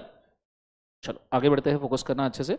अच्छा, ऐसा हो सकता है बहुत सारे बच्चों को ये डेफिनेशन ऑलरेडी पता हो, पर आपको समझ में आ रहा होगा छोटी छोटी छोटी छोटी ऐसी चीजें हैं जो आपको समझ में आ रही होगी कि ऐसा क्यों है करके। ठीक है, तो मैं इसलिए ये डेफिनेशन को ले रहा हूँ, हालांकि मैंने बहुत सोचा, but it is very necessary, क्योंकि अगर आपको ये क्लैरिटी नहीं है ना, तो अगले चैप्टर्स के अंदर जो मुझे क्लैरिटी आपसे एक्सपेक्टेड है वो नहीं आ सकता। ठीक है, जैसे मैंने कई आपको लिस्टेड का रेफरेंस दिया, प्रोस्पेक्टस का रेफरेंस दिया, अलग अलग चैप्टर के सारे क्रॉस रेफरेंसेस काम में आने वाले हैं। Is it very clear? चलो, और उस वक्त मैं ये पूछूंगा ये याद है क्या, मुझे आंसर पता है तुम्हारा, गजनी टाइप से रहेगा, पर मैं उस वक्त पूछूंगा कि ये याद है क्या। ठीक है, तो आपका काम ये बनता है कि घर जाने के बाद स्क्रीनशॉट से ये सारी चीजें एक तो लिख लो, रट लो, नहीं तो फॉर्मूला बुक रट लो। अगर आप ये तीनों में से कुछ भी नहीं कर रहे तो आप एक्चुअली पढ़ नहीं रहे हो। Let me tell you very clearly, Darshan sir का फास्ट ट्रैक का लेक्चर देख के, सिर्फ फास्ट ट्रैक का लेक्चर देख के पास होना मुश्किल है। कंसेप्चुअल क्लैरिटी 200% आ जाएगी, पर पास होने के लिए खुद का मेहनत करना पड़ेगा। इज इट वेरी क्लियर? घर जाके आपको ये फॉर्मूला एटलीस्ट लिखना पड़ेगा एक आध बार खुद के हाथ से। अगर आप डेली जाके ये भी प्रैक्टिस करते हो ना कि आज घर जाके मैं फॉर्मूला एक बार लिखूंगा जो जो पढ़ाया, तो भी आपका काम हो जाएगा लगभग, और उसके बाद में क्वेश्चन आंसर देख लो, गेम ओवर है। Is it very clear? पर आपको ये फॉर्मूला बुक लिखना पड़ेगा। फॉर्मूला नहीं लिखोगे तो प्रॉब्लम सॉल्व ही नहीं होंगे। प्रैक्टिकल पेपर में होता है ना, फॉर्मूला ही नहीं पता तो प्रॉब्लम कहां से आएंगे, वैसा वाला केस है। Is it very clear? नीचे चलो, अगला डेफिनेशन है स्मॉल कंपनी का, आपकी आंखों के सामने है, मन के अंदर एक बार रीड करो, वापस से मैं आपको इसका एनालिसिस दूंगा। गो फॉर इट फास्ट।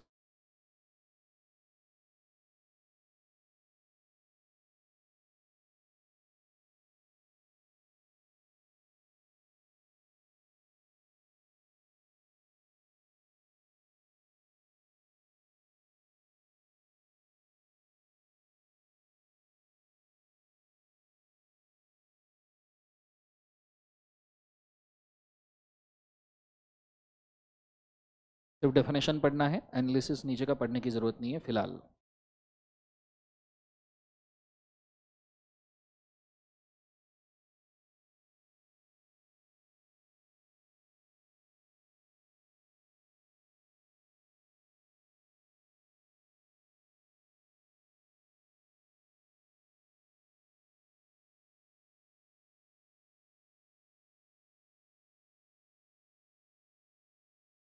डन? पढ़ लिया सबने? एवरीबडी यस और नो? ओके, अब आप गौर करोगे तो स्मॉल कंपनी का डेफिनेशन है। डेफिनेशन अगर आपको ठीक से समझ में आना चाहिए तो बोर्ड के ऊपर कृपया फोकस कीजिएगा। मैं यहाँ पे स्मॉल कंपनी को आपके लिए डिफाइन कर रहा हूँ। ठीक है, ध्यान देना। सबसे पहली चीज स्मॉल कंपनी के डेफिनेशन में जो आप ऑब्जर्व करोगे, क्या हो गया,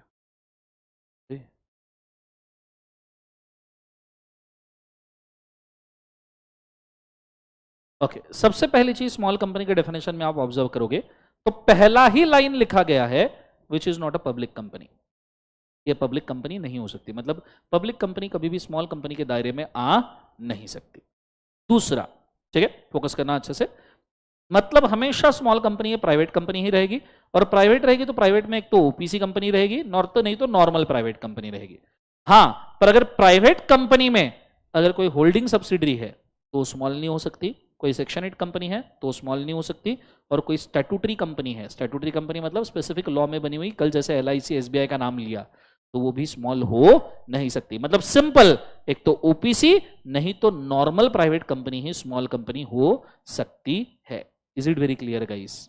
नीचे अब स्मॉल कंपनी बनने के लिए करना क्या है, तो बच्चों ध्यान देना बहुत अच्छे से।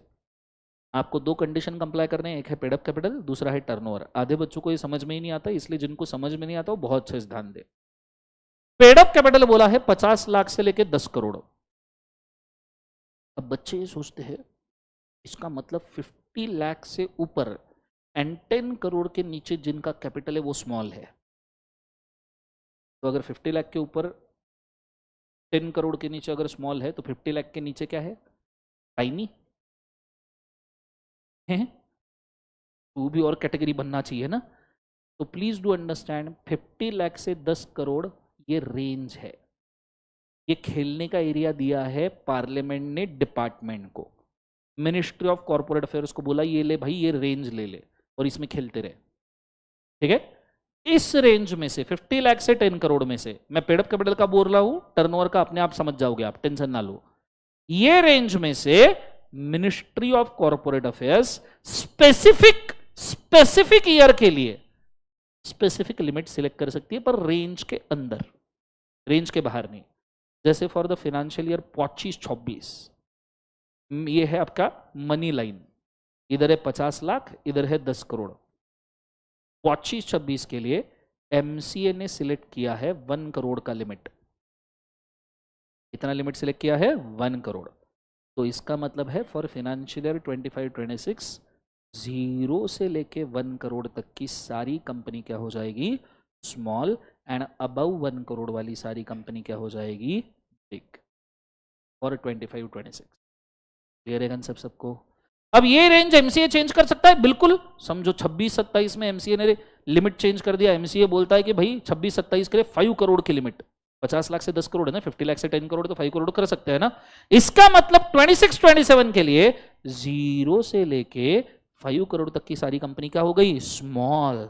और ऑब्वियस सी बात है 5 करोड़ के ऊपर वाली सारी क्या हो गई? बिग। फिर उसके बाद में 27-28 के लिए एमसीए का और दिमाग खराब हो गया, बोले और बड़े। एमसीए ने बोल दिया 10 करोड़, तो 0 से लेके 10 करोड़ तक की सारी क्या हो गई? स्मॉल। और 10 करोड़ के ऊपर वाली सारी क्या हो गई? बिग। पर मुझे एक सवाल है, ये रेंज कितना बोला है? 50 लाख से 10 करोड़। बोलो हाँ है ना। ये प्लेग्राउंड किसको दिया है? MCA, ministry of corporate affair. क्या प्लेग्राउंड के बाहर एमसीए खेल सकता है? तो अगर एमसीए 11 करोड़ बोलना चाहे, नहीं बोल सकता। अगर एमसीए 11 करोड़ लिमिट नहीं बोल सकता, इसका मतलब है 10 करोड़ के ऊपर वाली परमानेंट बिग हो गई ना।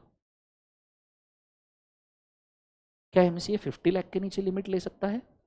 नहीं। मतलब एमसीए क्या लिमिट 40 लाख बोल सकता है? नहीं। इसका मतलब 50 लाख के नीचे वाली परमानेंट स्मॉल हो गई। Are you guys understanding? Sir अगर ऐसा है तो बताओ करंट ईयर के लिए क्या लिमिट है सर?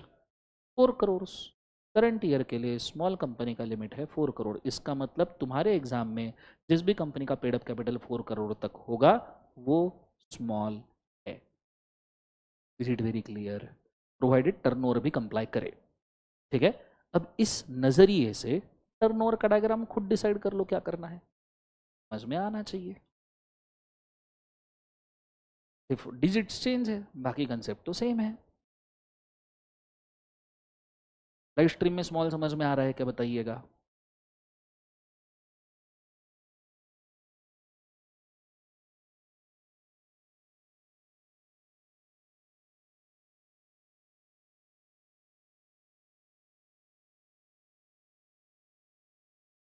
मस्त है, समझ में आया? सर फिलहाल फिर टर्नओवर वाली लिमिट कितनी है सर? 40 करोड़। मतलब आपके एग्जाम के लिए 40 करोड़ के नीचे के टर्नओवर वाली सारी कंपनी क्या हो गई? बोले एक बार स्मॉल कंपनीज। बोलो हाँ या ना। अब मुझे दूसरे सवाल का जवाब दो, पूछो क्या पेड अप कैपिटल और टर्नओवर दोनों कंप्लाई करना है या एक ही कंप्लाई करना है? इसलिए दोनों के बीच में क्या है? एंड। ऐसा नहीं हो सकता ना कि paid up capital 10 lakh, turnover 10,000 crore, फिर भी स्मॉल। ऐसा हो सकता है क्या? नहीं। इसलिए दोनों मिलना चाहिए। यहाँ तक आइडिया क्लियर है? यहाँ आपका स्मॉल कंपनी का डेफिनेशन भी होता है खत्म। पर एक सवाल फिर भी रहता है, क्यों बनाया ये डेफिनेशन?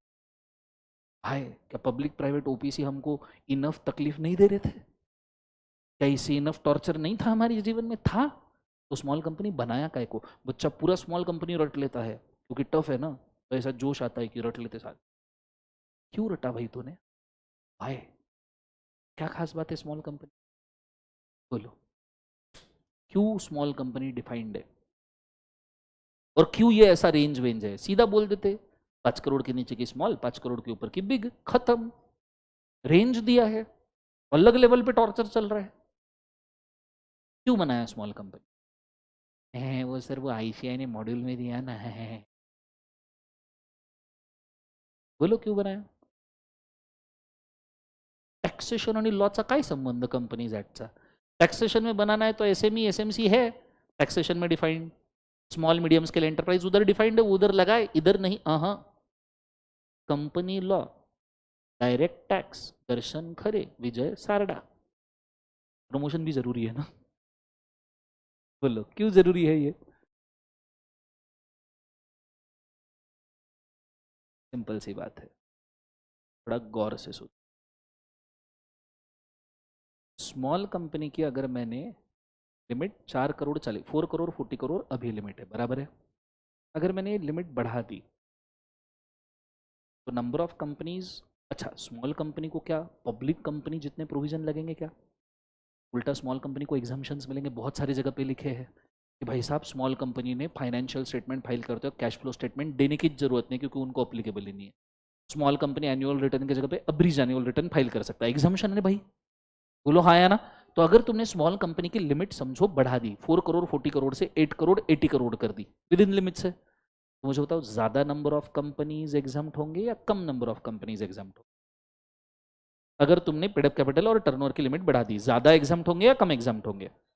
तो ज्यादा कम, सब लोगों को लग रहा है ज्यादा एग्जाम्प्ट होंगे, लाइव स्ट्रीम में भी लग रहा है ज्यादा एग्जाम्प्ट होंगे। तो अगर ज्यादा कंपनीज एग्जाम्प्ट होंगे तो ज्यादा कंपनी को फ्रीडम ऑफ बिजनेस मिलेगा। बोलो हाँ या ना? ज्यादा कंपनी को फ्रीडम ऑफ बिजनेस मिलेगा तो ज्यादा इकोनॉमी ग्रो होगी, ज्यादा इकोनॉमी ग्रो होगी तो अच्छी बात है बुरी बात है? अच्छी बात है बुरी बात है? अगर अच्छी बात है तो फिर तो लिमिट फाड़ के ऊपर ही कर दो ना। ज्यादा अच्छी बात नहीं है, बिकॉज जितनी फास्ट इकोनॉमी ग्रो होगी उतना फास्ट इन्फ्लेशन बढ़ेगा, और इन्फ्लेशन बढ़ा तो नॉर्मल पब्लिक को तकलीफ हो सकता है। इसलिए इकोनॉमी ग्रो होना अच्छी बात है पर कंट्रोल्ड नेचर में, गवर्नमेंट के कंट्रोल में ग्रो होना चाहिए। तो गवर्नमेंट को जब लगता है कि इकोनॉमी ग्रो होकर इन्फ्लेशन अफोर्ड कर सकते हैं, भाई थोड़ा बहुत इन्फ्लेशन आया चलेगा, तो गवर्नमेंट क्या करता है? स्मॉल कंपनी का लिमिट बढ़ा देता है। ज्यादा कंपनी एग्जाम्प्ट होती है, ज्यादा फ्रीडम ऑफ बिजनेस, ज्यादा इकोनॉमिक ग्रोथ, ज्यादा इन्फ्लेशन। गवर्नमेंट को लगता है अरे भाई इन्फ्लेशन बहुत बढ़ गया, हाँ नहीं सहन हो रहा, स्मॉल कंपनी की लिमिट नीचे, कंपनी की लिमिट्स नीचे, ज्यादा कंपनीज को प्रोविजन अप्लीकेबल क्योंकि एग्जाम्पशन चले गए, ज्यादा provision applicable, come freedom of business, come freedom of business less growth, less growth less economic growth less inflation. ये रीजन है स्मॉल कंपनी डिफाइन करने का। पढ़ तो लिया, समझो क्यों। Is it very clear? Concept समझ में आया? यहां आपका स्मॉल कंपनी होता है खत्म। मैं चाहूंगा एक बार वापस से डेफिनेशन अच्छे से पढ़ ले और इट फास्ट। लाइव स्ट्रीम में समझ में आया लॉजिक स्मॉल कंपनी का? प्लीज बोलिएगा।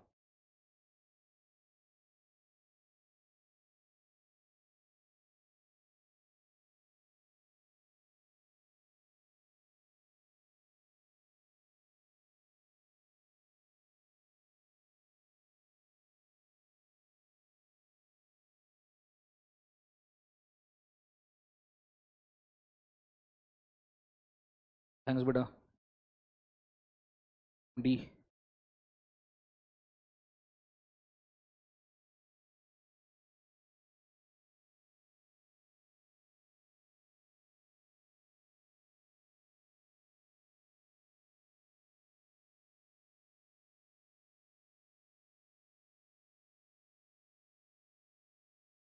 Everybody done?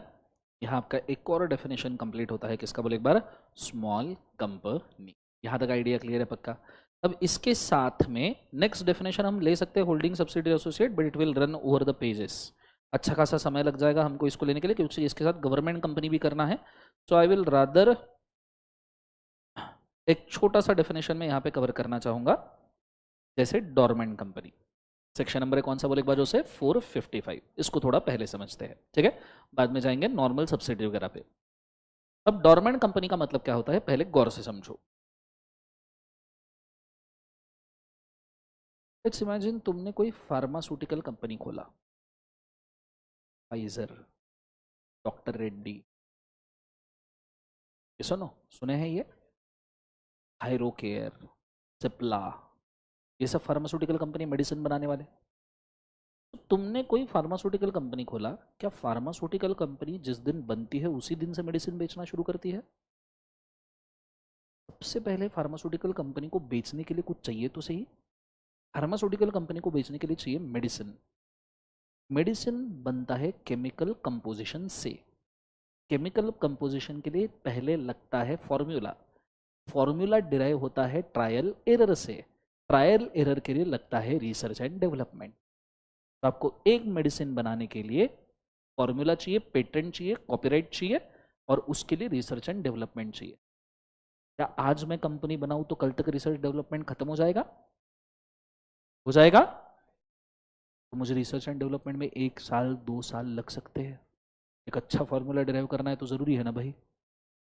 बोलो हाँ है ना? चलो ये फार्मास्यूटिकल कंपनी का हुआ। व्हाट इफ तुम्हारी company atomic energy power plant डालना चाहती है? कंपनी बना दी, आज ही बनाई, प्लांट अपने आप खड़ा हो जाएगा क्या? बनाना पड़ेगा ना। और आपको शायद नहीं पता, एटॉमिक एनर्जी पावर प्लांट के जितने इंडिया में कंप्लायंसेस है, तुम एंड में ये सोचना शुरू कर दोगे इससे अच्छा तो नहीं बना था। क्योंकि एटॉमिक एनर्जी पावर प्लांट है, चलता फिरता न्यूक्लियर मिसाइल है वो, ठीक है, कि फटा तो 2-3 शहर लेके तबाह होगा आसपास के। उसके कंप्लायंसेस इतने हैं और उसका पोल्यूशन इतने भयंकर लेवल पे होता है कि आसपास के एरिया के पानी के सोर्सेज भी कंटेमिनेट हो गए ना, तो जनरेशन तक के साइड इफेक्ट दिखते हैं। जनरेशन तक। हिरोशिमा नागासाकी का जो बॉम्ब ब्लास्ट है, आज तक वो साइड इफेक्ट दिखते हैं उनके जनरेशंस में। Are you guys understanding? So atomic energy power plant बनाना है, उसके कंस्ट्रक्शन, मेंटेनेंस, ये सारी चीजें जिस दिन आप इलेक्ट्रिसिटी प्रोड्यूस करोगे वो दिन मिनिमम 2.5 साल बाद आएगा। कंपनी बनाने से 2.5 साल बाद। 2.5 साल क्या करने वाले हो आप? कंस्ट्रक्शन, नहीं तो रिसर्च डेवलपमेंट। एक फूटी कौड़ी तुमने कमाई कह रहे, एखादा प्रोडक्ट तो भी तुमने बेचा कह रहे, एखादी वैट की एनर्जी तो भी तुमने सेल की कह रहे। तुमने एक प्रोडक्ट नहीं बेचा, 1 वैट की एनर्जी सेल नहीं की, और आरओसी आ गया है सर, एनुअल रिटर्न है सर, एजीएम है, मिनट्स सर है सर, मिनट्स का notice sir, filing of resolution sir वो इनकम टैक्स सर, ये लॉ वो लॉ, फलना ढकना 10 लॉज गिना दिए। बिजनेस करे यहाँ प्लांट बनाए पहले या तुम्हारे कंप्लायंसेस करते बैठे? नहीं चाहिए भाई। तो लोग बोले हम लिक्विडेशन कर लेंगे, हमको नहीं चाहिए तुम्हारी जिंदगी, हम डिसॉल्व कर रहे कंपनी को। मिनिस्ट्री को समझ में, मिनिस्ट्री बोले रुको रुको चिल, काम करो। देखो अब अगर कंपनी रजिस्टर नहीं होगी तो प्लांट बनेगा नहीं, और बनेगा तो किसके नाम पे बनेगा? कंपनी रजिस्टर नहीं होगी तो इंटेलेक्चुअल प्रॉपर्टी पे रिसर्च एंड डेवलपमेंट नहीं होगा, और हुआ किसके नाम पे होगा? पेटेंट किसके नाम पे रखोगे? इसलिए कंपनी बनाना कंपलसरी है। बोलो हाँ या ना? तो ऐसे केस में मिनिस्ट्री क्या कहता है कि भाई साहब don't worry, it's okay, company बनाओ और डिक्लेयर कर दो कि तुम काम नहीं करने वाले। मेंढक जैसे समर सीजन में और विंटर के एंड पे हाइबरनेशन में जाता है जमीन के अंदर और सांस लेते रहता है शांति से, सो दैट वो बारिश में उभर के छलांग मार के बाहर आ पाए, वो है डोरमेंट कंपनी।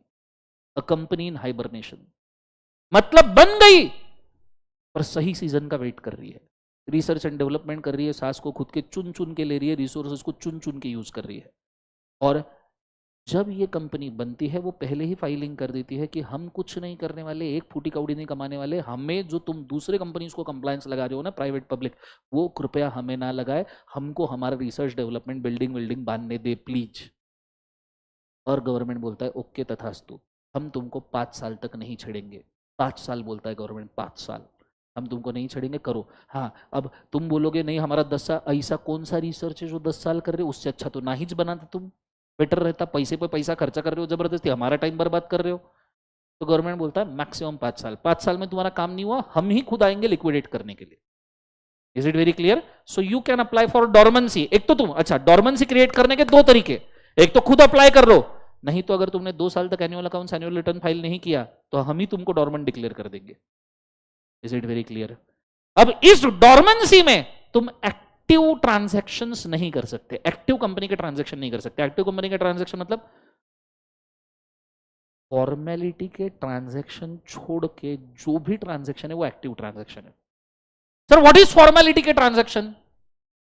रेंट पे करना, फॉर्मेलिटी है। इलेक्ट्रिसिटी बिल आएगा पे करना, फॉर्मेलिटी है। छोटे मोटे फाइलिंग, फॉर्मेलिटी है। पर प्रोडक्ट बेचना एक्टिव बिजनेस हो। एक्टिव ट्रांजैक्शन मत करो, इनएक्टिव ट्रांजैक्शन कोई भी चलेगा। ठीक है, तुमको डॉर्मेंसी दिया ना, तुम सिर पे चढ़ के मत नाचो। जब रिसर्च कंप्लीट होगा एक्टिव कंपनी का स्टेटस के लिए खुद अप्लाई करो, हम एक्टिव कंपनी का स्टेटस देंगे, बाद में सब तुमको लगाएंगे, लेकिन ड्यूरिंग डॉर्मेंसी नहीं। इट वेरी क्लियर, कंसेप्ट पढ़ लो, go for it fast. Live stream में समझ में आएगा जरूर बोलिए।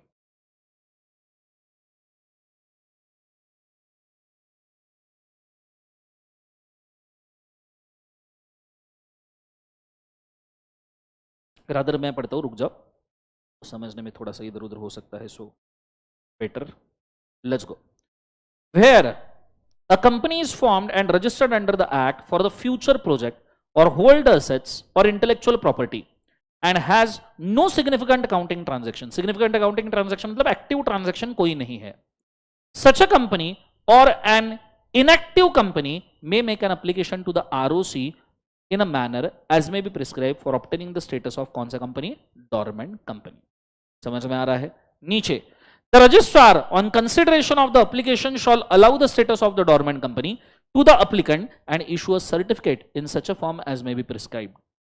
The registrar shall maintain the register of the dormant companies in such a form as may be prescribed. In the case of company which has not filed a financial statement or the annual return for 2 financial years, हम उसको automatically dormant company ROC उसको declare कर देगा। नीचे सो एक तो खुद apply करो, नहीं तो 2 साल तक अगर आपने annual accounts annual return file नहीं किया तो आप वैसे ही आरओसी डॉर्मेंट डिक्लेयर कर देगा, क्योंकि आरओसी तो उधर लिस्ट लेके बैठा है ना सारे कंपनी की, जिसके इसमें टिक नहीं हुआ डॉर्मेंट, खत्म बात। नीचे a dormant company shawl have such a minimum number of directors, number of directors आपको मिनिमम लगेंगे जो बोले गए हैं, जैसे 1 2 3, ओपीसी में 1, प्राइवेट में 2, पब्लिक में 3। नीचे उसके बाद में the registrar shall strike off the name of the dormant company from register of the dormant company once its fails which has failed to comply with the requirement of this क्या एक बार section। नीचे for the purpose of this section inactive company means जिसने significant accounting transaction नहीं किए हैं past 2 years के अंदर और financial statement फाइल नहीं किए past 2 years में। अब significant accounting transaction का मतलब क्या है? a transaction other than बोला है, negative list है, मतलब नीचे के transaction अगर आप करोगे तो आप dormant रह सकते हो, other than word use किया है, बोलो हाँ या ना। तो नीचे के कौन से? ROC को पेमेंट ऑफ फीस, ये का बिजनेस है क्या रे? दूसरा payment made to fulfil the requirement of act और द लॉ, ये क्या बिजनेस है क्या? Of course not. Allotment of share, ये कहीं बिजनेस है क्या? ये तो फंड रेजिंग है। और सबसे आखिरी payment for the maintenance, rental, office boy की सैलरी, 2-3 लोगों की सैलरी, डॉक्टर रिसर्च वगैरह की सैलरी, बस एक्सपर्ट्स की सैलरी, ये डॉर्मेंट कंपनी का स्टेटस है। सेक्शन नंबर कौन सा है? 455। नाम क्या है? Dormant company. Is it very clear? आज हमने बहुत सारे डेफिनेशंस पढ़े। पहले लिस्टेड, सॉरी सबसे पहले limited, unlimited, OPC, private, public, small, और अभी हमने क्या पढ़ा? Dormant company. Is it very clear? सारे स्क्रीनशॉट्स आपको शेयर हो जाएंगे अगले आधे 1 घंटे में, 1-8 घंटे बाद चेक कीजिएगा, ठीक है? स्क्रीनशॉट अपलोड करने में समय लगेगा, तो 1 घंटे बाद चेक कीजिएगा। और आपको क्या करना चाहिए? आपने घर जाके पहले तो ये चार्ट्स अगर कॉपी कर सकते हो बेस्ट है, नहीं कुछ किया फॉर्मूला खुद के हाथ से लिखना चाहिए और क्वेश्चन आंसर देखने चाहिए। अगर आप ये करोगे तो आपको फायदा होगा, सिर्फ लेक्चर के भरोसे पे रह के फायदा नहीं होगा। पर ये कंफर्म है कि तुमने जितना फॉर्मूला बुक मैंने दिया है वो रट लिया, साथ में क्वेश्चन आंसर तुमने सॉल्व कर लिया, तुमको पास होने से कोई रोक नहीं सकता। Game over. Is it very clear? आज के लिए इतना काफी करते हैं। This all for today. Have a nice day. Thank you बोलो, जोर से बोलो। ओके, कुछ क्वेरीज भी सॉल्व कर दो पहले। What are the parameters to consider the MCA for selection of range? Inflation, company के status, industry. What about salaries, expenses? वो आप दे सकते हो। जो रिसर्च करने वाले डॉक्टर्स एक्सपर्ट है उनकी सैलरीज आप दे सकते हो। रिसर्च पर्पस के लिए परचेस कर सकते हैं, purchase of good services allowed है, सेल नहीं कर सकते, सेल वगैरह करना है तो स्क्रैप वगैरह का कर सकते हो, ठीक है? चलो, गुड डे, गॉड ब्लेस।